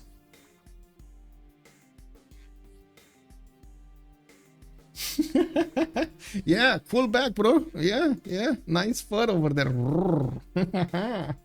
Well, we do need to see how the action unfolds over here to the west side. Aztec is putting the defensive swordsman in place. He did manage to get the general, and only one, unfortunately. He's pushing forward towards Spain as well with these archers getting promotions. It's gonna be easier and easier. We do need to see if he's oh no, Mjoe. That encampment is not gonna help you defend that place, man. Aztec is gonna get to wipe it out. That is gonna be a problem. We do have these archers available to shoot down that encampment, and then of course the swordsman or the horse can move in and just take it out. And we do have another archer right to the south that is just waiting to see if they can get some easy shots on the units over here. Mjoe is gonna go for audience chamber. He does want tall cities. He's gonna go for a fourth settler to the north over here, and by the looks of it, he's getting his campus out from Madrid. That's gonna be whoa. That's gonna be a 0 GCC campus over here. Interesting that he went for, well, I guess there weren't that many choices, to be honest. There weren't that many choices. It's gonna turn into a +1 when Zaragoza is gonna finish. Zaragoza's campus is +3 at least. It's gonna turn into a +4. Actually no, it's gonna stay in a +3. Never mind. I do see India is getting quite big over here, 2, 4, 6 cities, and getting those Varus out is going to be quite important since it does have a general for them, and of course England does not. It is going to be an advantage for India. We do need to see if England is going to be on point with this, and they're going to get some units to defend himself over here. I'm pretty sure the Mumbai Varu is going to pop in this encampment, and that's going to help him get to the city of Manchester a little bit faster than usual. Now, we do have a decent amount of faith generated by Konson at the beginning. I'm actually quite curious, what is he going to use it for? We do also see he can take over the city of Fez. He does have a few archers there, and this might be actually the first destination for these Varus to try to get another city for himself. That city already built him one of these campuses. You know, it's a +1. Sure, it's not a good one, but still it's a campus and not anything else. We do have Dark Lapinio. Wow. Wow. Is he actually getting out of here? Oh, wow. He's getting out of there, guys. Dark Lapinio is like, I'm out. I'm not staying for what is gonna happen to me. You know, it is what it is. Malm, I know Malm is gonna come at me. I'm just gonna make a lot of economy between now and then, and that's it. I'm out, boys. You know, it is what it is. Give me a second. Boom, ping. There we go. And you walking in style or swimming in style, I guess, you know. Yeah, he's row your boats. Hello, bye. We do already see what's going on, right? We got Vietnam already pre-building heavy chariots, getting his libraries going. I do see him on 45 science and 61 culture, while that revenue is on 20 and 37, having a hard time actually getting to the stats he needs to actually withstand an attack here. And Vietnam's horses are going to be quite fast over here on the cities of Byzantium. He did manage to get a few cities out to the south. Tracheu and Hualu are building those barracks in, and he did manage to recruit a general. Very important is recruiting that general. The moment he's on 1.1? Didn't he spam these out? He didn't actually. He built just one and that's it. No, he built 3 of them. Like, what's going on? 1, 2, 3, 4, 5. This one is getting built. Next turn. Why is he making so little points? Oh, okay, there we go. 3.4. 3.4. Okay, so he probably finished them while we were watching. It's fine. We got the first Varu out from India next to the borders of Manchester. He does have a few more on the road over there. And the general, as you can see, is giving him quite a bit of bonus here. Looks like Fez is going to get it. Konson is moving his Varus towards that city center. At the moment, the city Fez doesn't actually have a classical unit, and that's going to make it extremely hard for it to defend the borders. Jabalpur making horses. We do have also Calcutta to the north making more horses, and I do see Madurai is gonna get another horse over here on Fez. Multiple builders coming out. I'm actually curious if this is somewhat feudalism timing over here coming out from India, or is it something else? I do see he moved to civil service, so he might have gotten feudalism in the meantime. Now it's very important for the players to actually get that military alliance with their allies, and we do have Rome actually with a military alliance. I wonder with whom? Was that Konson? He made it with Konson, and then Mjoe is gonna make it with Basil. I mean, that kind of makes sense in a weird way.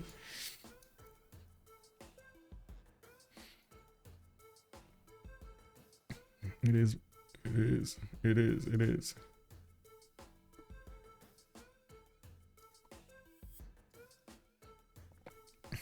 Okay, so what do we have here? Aleks getting a few boats out. He did, oh my god, he did notice that Byzantium is coming against him with Bidems, with Dromons. The Dromons are going to be quite a bit of a problem for these galleys to go against. As you can see, they do not do that much damage against the Dromons, and we do need to see, of course, Aleks able to withstand the attack of Mumbai from the north, while at the moment India is training his units on the city of Fez. He is repositioning some units also extra to the south. Looks like indeed the builder did actually get next 2 charges over there, so he is on the feudalism timing at the moment. That's why he's hard building so many of those. Yeah, we do have Raider actually putting a few legions in the front of Aztec, not managing to push through directly. We do have him needing a bit more time over there. He did manage to recruit a general, Hannibal Barca, and I do see he's getting pillaged in the city of Antium. Aztec did manage to sneak in a scout, and look at that. Actually, which one is this? This is 2, 4, 6, 7. 7th city. I was about close. New Fez AI will wipe Ghandi from the map. You think? I don't know, man. It might be. You don't know. We don't know yet. Well, it looks like Fez might actually die quite quickly over here. It doesn't even get the warrior inside of the city center for some extra strength. Of course, doesn't have the ability to get classical units out. That's the issue over here. Even so, I do believe there's more than enough military here to take it out. Totally different scenario versus Singapore. Singapore was just not, how to say, not ideal situation to be in, I would say. We do have Killayad coming up with 34 science and 44 culture. Now that he actually finished building his last city over there to the north, he's gonna start getting these feudalism builders from every city. I do not see him actually worried at all about the southwest. We already have some Voicians going against the city of Byzantium, while of course Vietnam is repositioning these pre-built heavy chariots to the south as fast as possible. He's gonna start attacking the cities of Byzantium with them, with all the might and power of the Vietnamese Empire. We got the Voicians over here needing to take out Nicaea. Dark Lapinu is, I mean, I gotta say, Dark Lapinu is totally ignoring this. He doesn't want to handle this negativity. He's totally ignoring the fact that he's getting attacked here. Well, yeah, he sent these Dromos very far away from his territory to try to push against England, force him to get some navy out. We do have actually Aleks over here getting pushed from the north. India's Varus did arrive on the front line there, and it does look like Fez might actually put up a fight trying to get ancient walls. The city is under siege, and of course we do have them starting their attack runs here in just a few moments. I do believe the 3 horses should do, with the Varu of course, should do enough damage. There we go. There we go. Easy peasy, man. Fez got double tapped over here. Correct call on the Aztec marble settle. Yeah, there we go. He got it. CaptainMorgane just got a city over there. Yeah.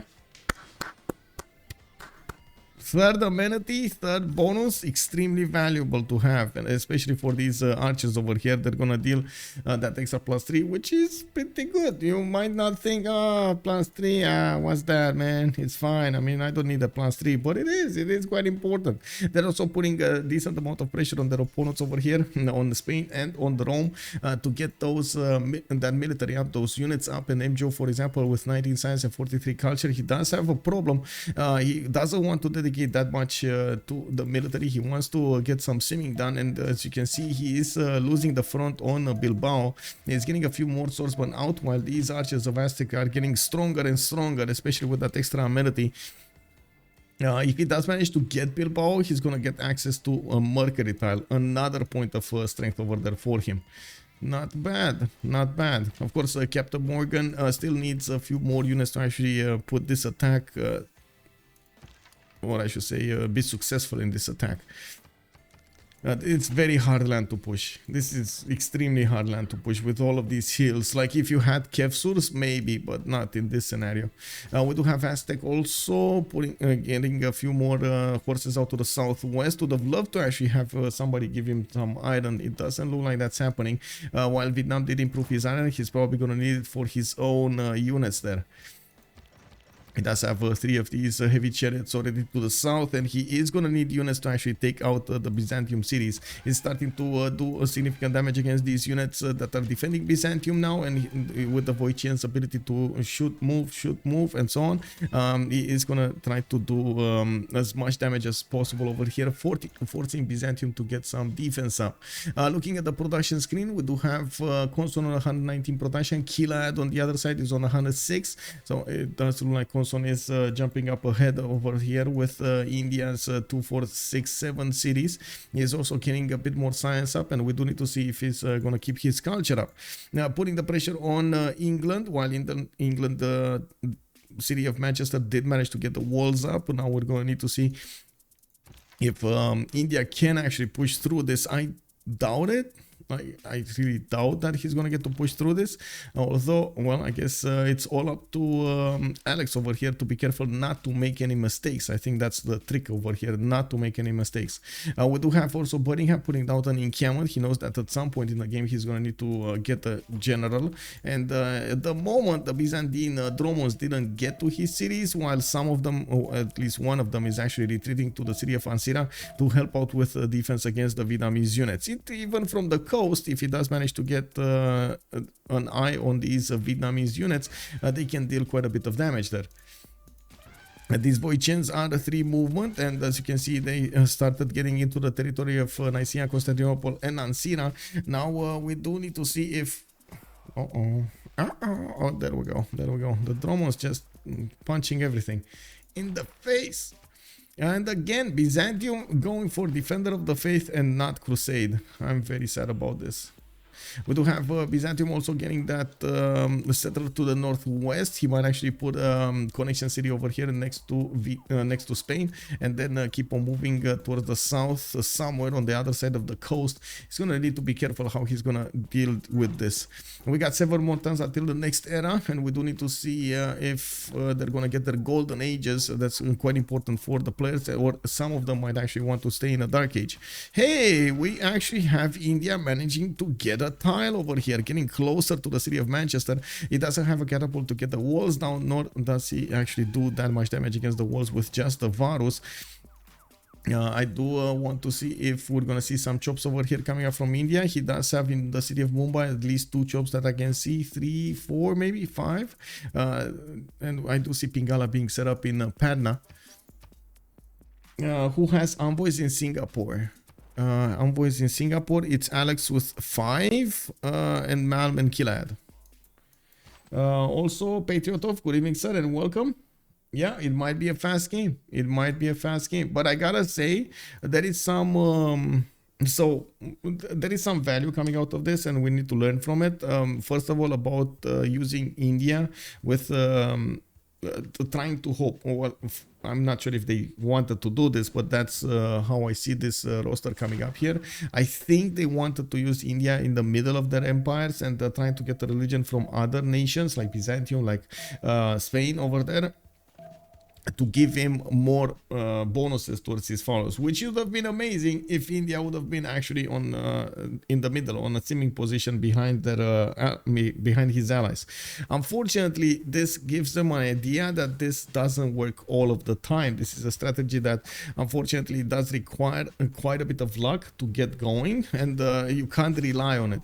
So yeah, that's not something that the players might actually want.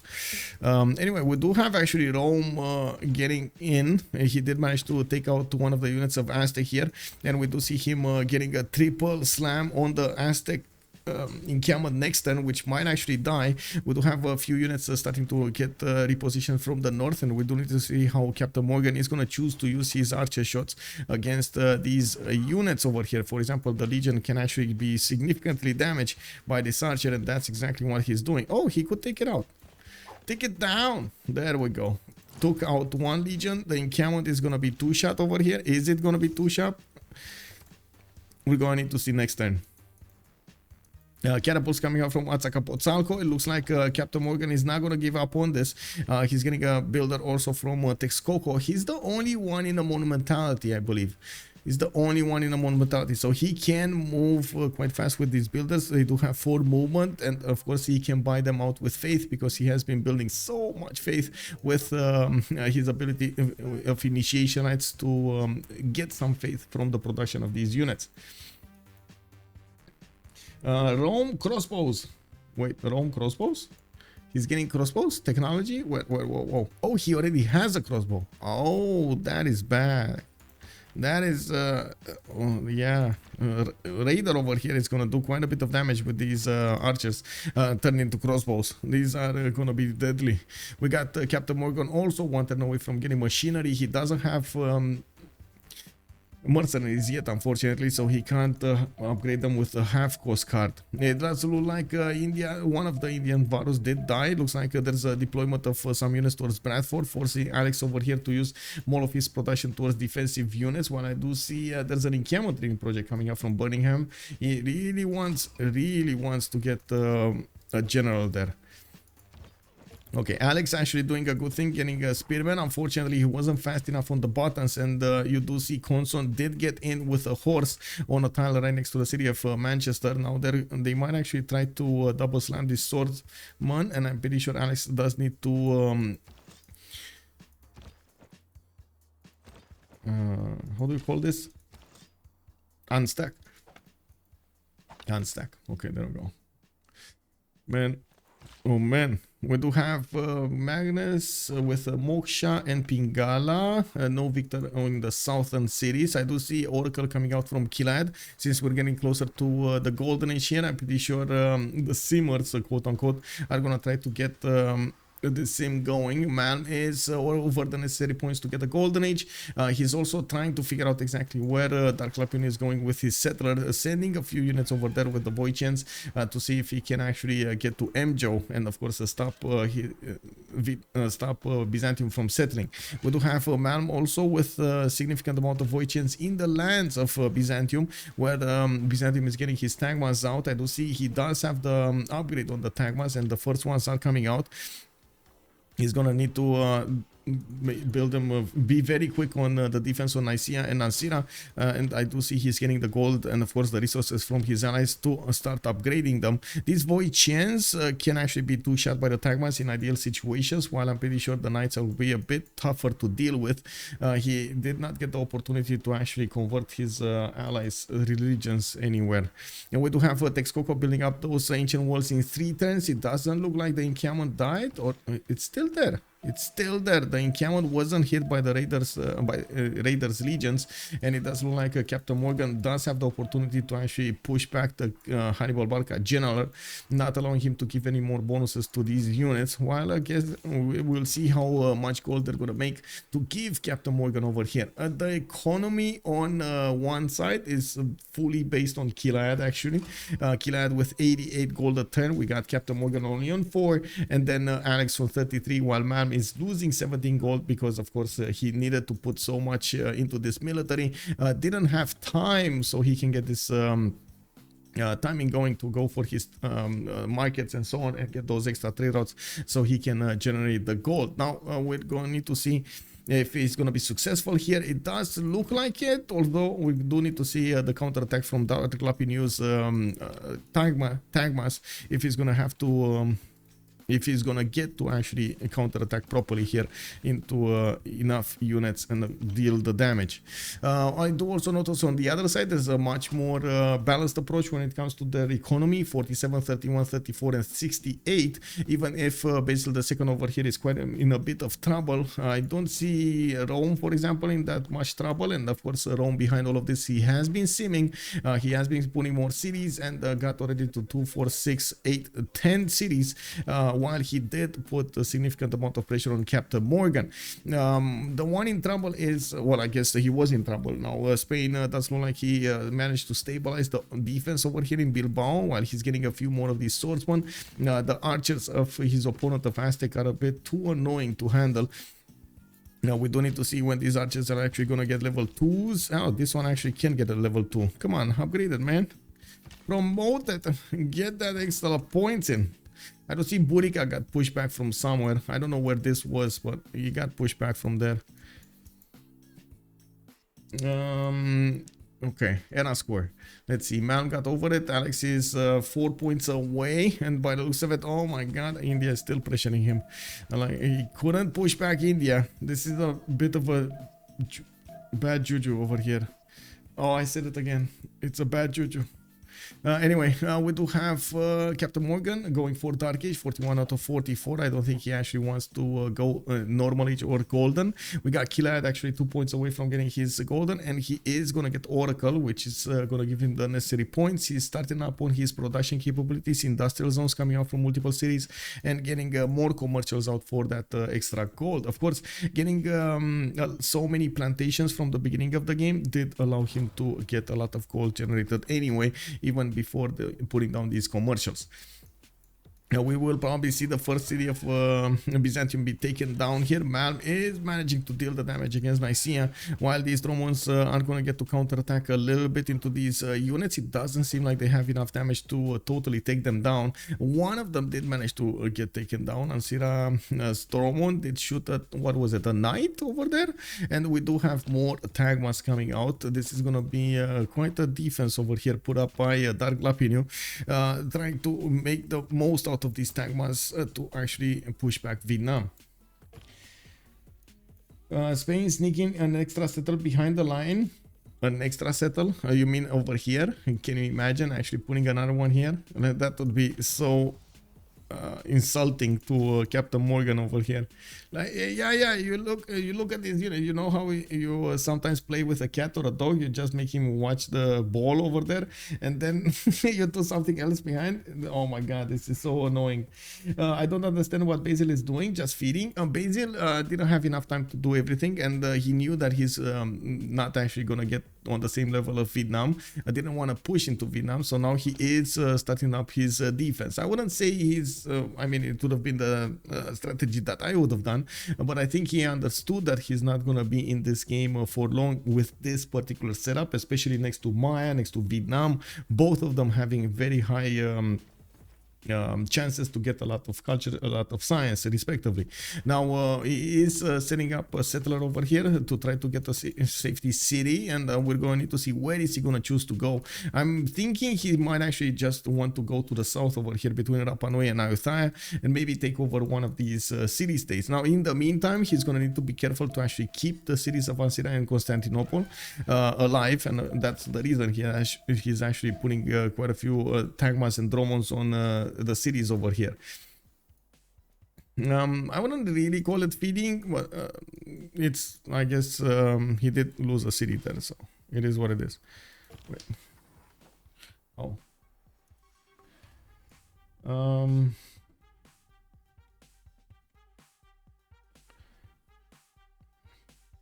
Oh. Let's see. Okay. Anyway, we do have campuses coming up from Manchester. It's going to be another one of these +2s. He did manage to get a +4 in the south. I'm pretty sure that's from Bristol or Bradford. I think Bristol. Bradford would have this 1-1 as a +3. We do need to see if Aleks is going to be successful into defending this. There is a catapult actually starting to get closer to the city, and unfortunately for Aleks, he doesn't have an extra unit to actually put into the city center of Manchester to beef up the defense. If this catapult is going to start to get multiple shots on that city center, it might actually take it down. We do need to see if we're going to have Grandmaster's Chapel. No, we're actually going to have a foreign ministry coming up from Delhi in 3 turns, while Calcutta is going to get pyramids in 8. Looking at the era score screen, Killayad did manage to get a golden age. Konson did get the golden age, so he's gonna have the ability to get another one of these maybe pen, brush, and voices for inquiries or monumentality. He doesn't have a lot of faith, only 39, so I wouldn't really think monumentality is on the table here. Darlapinu is 52-52. He is gonna have a golden age here, while I do see Rome's 56-59. He went so wide, he might have actually not had the chance to get everything going for a golden age here, and we do need to see if he's gonna manage to do it. It looks like he's getting a bit pillaged, and I do see he built a bat. He got his legions. Oh no, he might actually not get the golden age. How long? We got 2 more turns until the golden age. He needs an envoy or something to actually put into these cities. Where is he? Wait, who's Rome? Rome is Raider, right? So he has Granada. Granada can be levied. Oh, he already levied. No. Does he have more? Does he have more envoys? That's a big question over here. Texite, maybe Never Tradition. He's already in monarchy. So that's with all of the bonuses. He's already in monarchy. Oh no. We might see a normal age Rome over here. Well, okay, sure. He already has quite a bit of stats. He already has okay-ish economy. He put the pressure on Aztec, but unfortunately could not manage to stop Aztec from pushing into Spain. We do see Aztec is actually getting catapults in the correct placements to attack Bilbao. And we do need to see if CaptainMorgane's archers are going to be transformed into crossbows. That's exactly what's happening. I do have to point out, we do need to see them actually getting repositioned back and then upgraded, repositioned back, so he can actually get these level 2s upgraded. That's significant damage against the men at arms anyway, and by the looks of it, these archers are doing their job over here to do the damage against the opponent's units. Mjoe is going dark. 46 out of 49. Oh no. Oh no. Did he just activate a prophet? He's going normal age?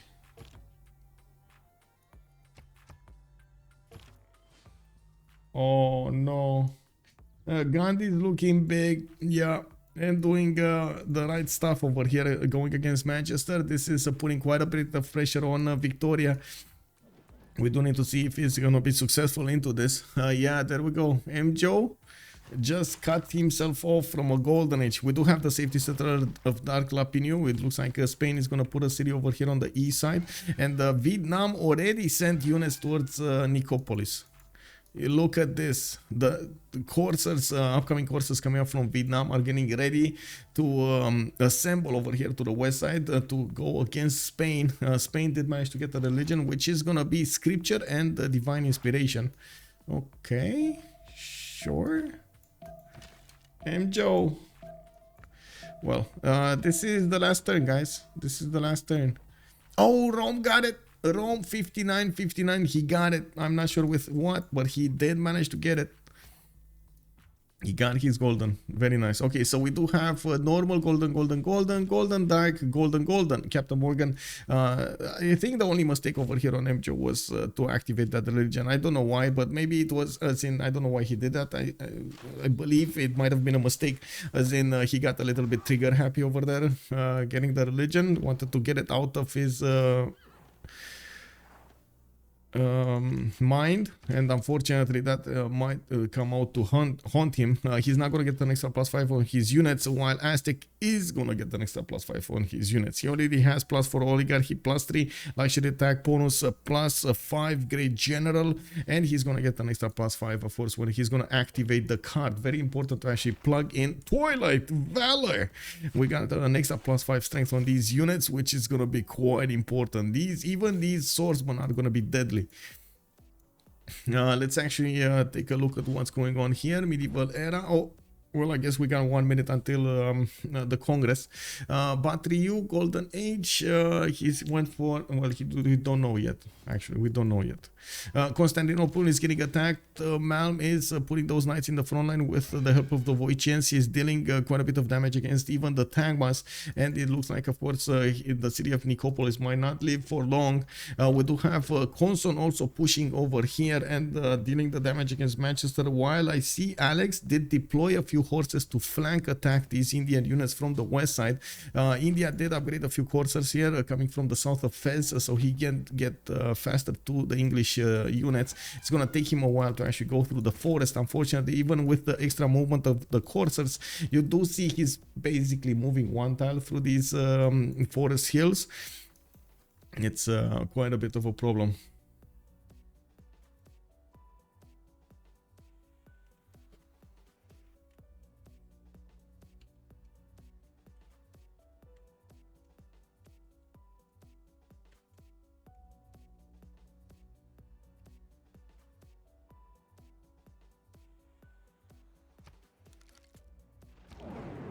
Well, okay, we're gonna have 2 minutes of pause soon, and I do want to double click on the buttons here to get everything going. Let's go for silver. Nobody has silver. Let's go for gold, silver, gold, and me. Oh, wait, GG. Though its face we got a GG. Whoa! Oh my! Oh, that was fast. That was fast.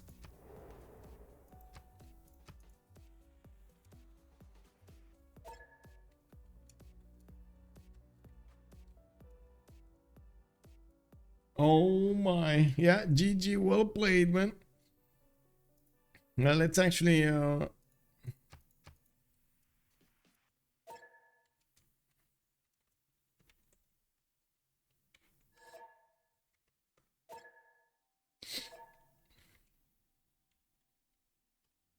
I do think they actually are using their private comms, as in the private Discord comms, to talk with each other. I didn't see them gathering in CVFR, but now they actually asked if they will gather for some debrief over here to actually talk with each other. Like I was saying, they are. This is a training game. They are trying out strategies and everything. So a lot of the times, okay, sure, it's not going to be the perfect thing coming out as a strategy, but they will get more experience, and in the game, in the big games, they will get what they need. So let's jump in and see what they have to say. Of course, since this is the French community, we're gonna see quite a bit. We're gonna hear quite a bit of French, and if they do want to give us some answers in English, thank you so much. Platco. Et derrière, j'ai fait des Platco first dans mes villes, sauf que mec, Ah c'est non, mais trop long. tu fais des campus sur les autres villes. Ah ok, mais parce que Tu la dans les dernière fois, premières villes. mec, la dernière fois, tu m'avais dit de faire des campus, des Platco avant les campus dans les autres villes, mec. J'étais là, mec, quelle horreur. Quelle horreur. Non, pas, t'as un quartier broken. T'allais Hello, dire Michael. un autiste. Hello, sir. Mais moi, la Platco, je la fais en Oh, stop man. sur la défense générale. The Montezuma over there, man. What can I say? You got quite a challenge in front of you, CaptainMorgane. Yeah, what's up?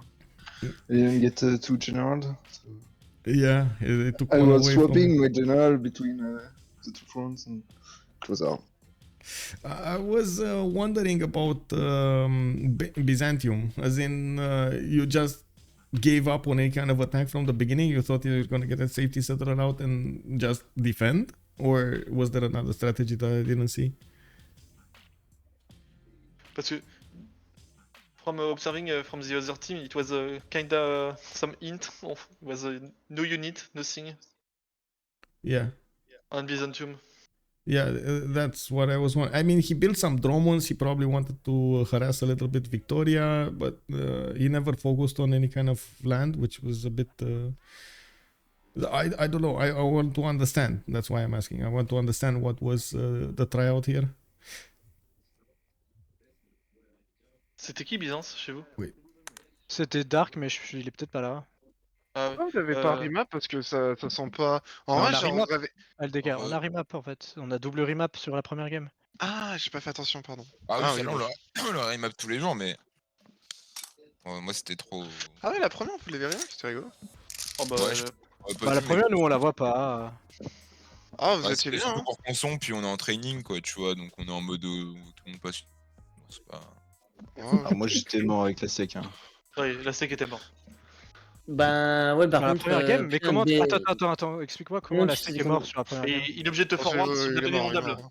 Il est Ouais, en fait, il peut pas settle l'honneur en fait. La POV de Michael, il était pas bien. Hein. Ah ouais, bah, moi Ouais. tu vois, je vois Vraiment juste avant la le steak début. et j'ai spawn coastal, donc dans ma tête j'ai surtout l'anglais sur ma mère et Oui, un Aztec sur la terre, tu vois. Ça c'était vrai par contre, il était sur ta mère Bah aussi. donc du coup je vois pas Non, pourquoi la l'anglais steak il est pas meurt. sur ta mère. Hein. Il faut qu'il mette Non, une- non, il était pas dessus, il y avait un Ah. match-up anglais contre Espagne, surtout. Ah faut ok. qu'il faut qu'il mette une. One last Indicator. question, guys. One last question. Yes. I am quite curious about CPB's civilizations. As in, were you hoping you're gonna get to use the extra ability of the extra follower ability on India between two other? Yeah. Okay, and that The didn't faith happen. Okay.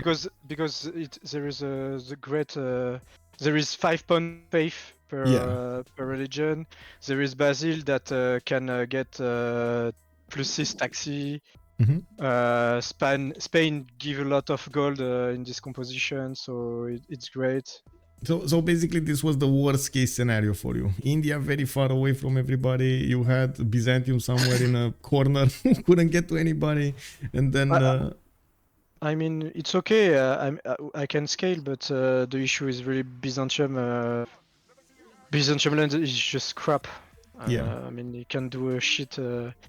When he goes settle his B2, this is the time we discovered that England is on the same sea. So, Yeah. Yeah, that was definitely a problem. Yeah. Don't you think you can do something on Victoria with Dromons and Varus? I'm too far for. It's fucking far. I Yeah. B2, but I take like 10-12 turns to get there. Yes, but you could have Magnus Angora, just chop. You have like 5 chop still in Angora. And like Yes, 6 maybe. or 7 Drummond, even if you die on Vietnam, it's more worse than just dying without doing nothing, I think. And Yeah, Varu maybe. is just a stupid unit. Yeah, but dude, I'm so far. The city that is close to England, it's like 10 tiles away from my cap. Yes, but you could have went Knight or something like that. I don't know. But we don't really have the gold, and I have to IRL Okay. Maya as well, so I was Oh. thinking Cursor was better. You would have never. Hey guys, j'aurais une petite question vis-à-vis de la draft.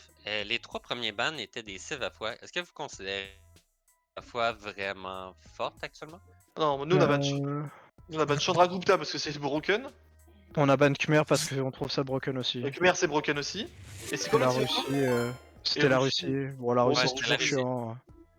Bon, en Russie c'est pas obligatoire je pense, mais oui. Whoa, welcome everybody. Leech, how was your training game? Thank you so much for the raid. And of course, I do have to say we're coming to this stream's end because we did have quite a quick win coming up from Aztec Company on CPB, on Chasse Peche Battleships. Bonsoir tout le monde, and I am so sorry. I'm so sorry that we're actually gonna, at some point, I'm gonna send you to somebody else. I'm not sure whom, but I'm gonna find out whom. Thank you so much, Leech, by the way. Big shout out to the man over there. Big shout out.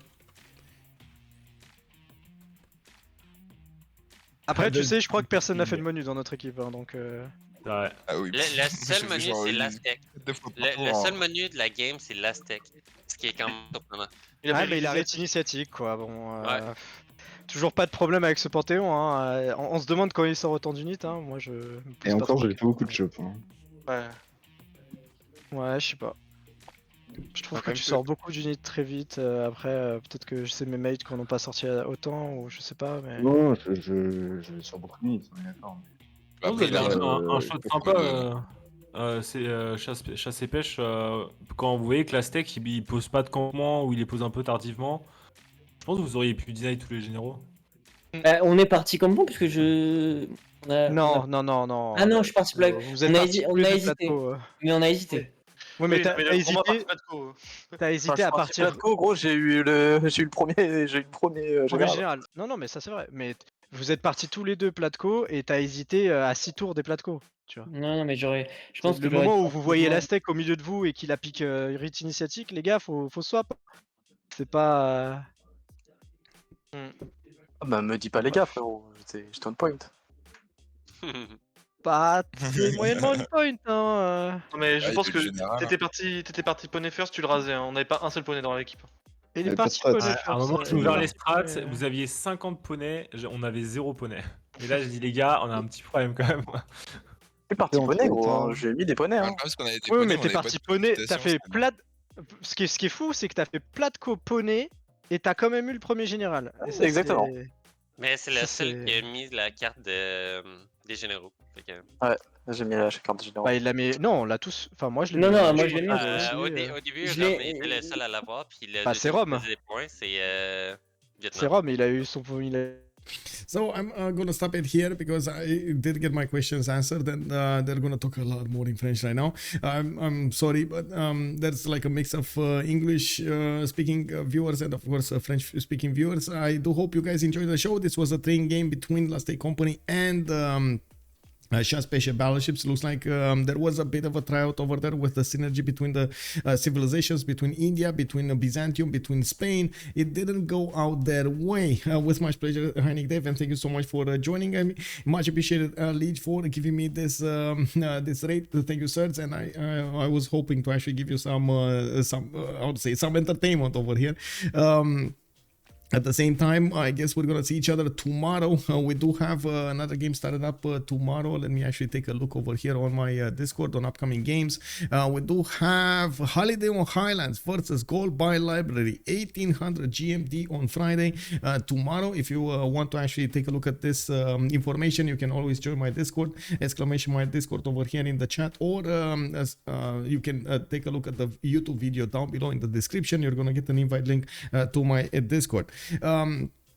I always try to update these as much as possible. Now, at the same time, I do want to say that we're coming up close to actually knowing all of the teams that will be a part of the CWC's next season. It does look like we are finding out about the date. 12th of June will be the beginning of the tournament. That's when we're going to have all of the games, all of the teams onboarded with all of the players ready, and of course, all of the details going. I do also want to say thank you so much for everything, for the subs, for the follows, for the raids. Much appreciated for the bits. And I do hope we're gonna see each other in the next stream tomorrow on 1800 GMT. If you're coming up from YouTube, please throw this a thumbs up if you enjoy the content, and of course leave a comment down below. I hope we're gonna also see each other on the live stream, so you get to ask me questions in a live format on twitch.tv/OnSpotTV. Have a good evening. One more thing over here. I did start to put up a few videos, explanation videos about BBG, about MPH and the BBS. You can actually find them now in the videos on my videos on YouTube, so you get to learn how they came to be, why they came to be, and of course what is happening with them. You're also gonna get a few descriptions over there for how to join a BBG server and how to take part of the discussions over here. I hope they will be helpful, and I hope actually it will solve the issue when anybody is asking in the chat over here what kind of mod we're using. We can actually use those videos to explain them much faster and easier. So have a good evening, everybody. Hope to see you next time. Bye.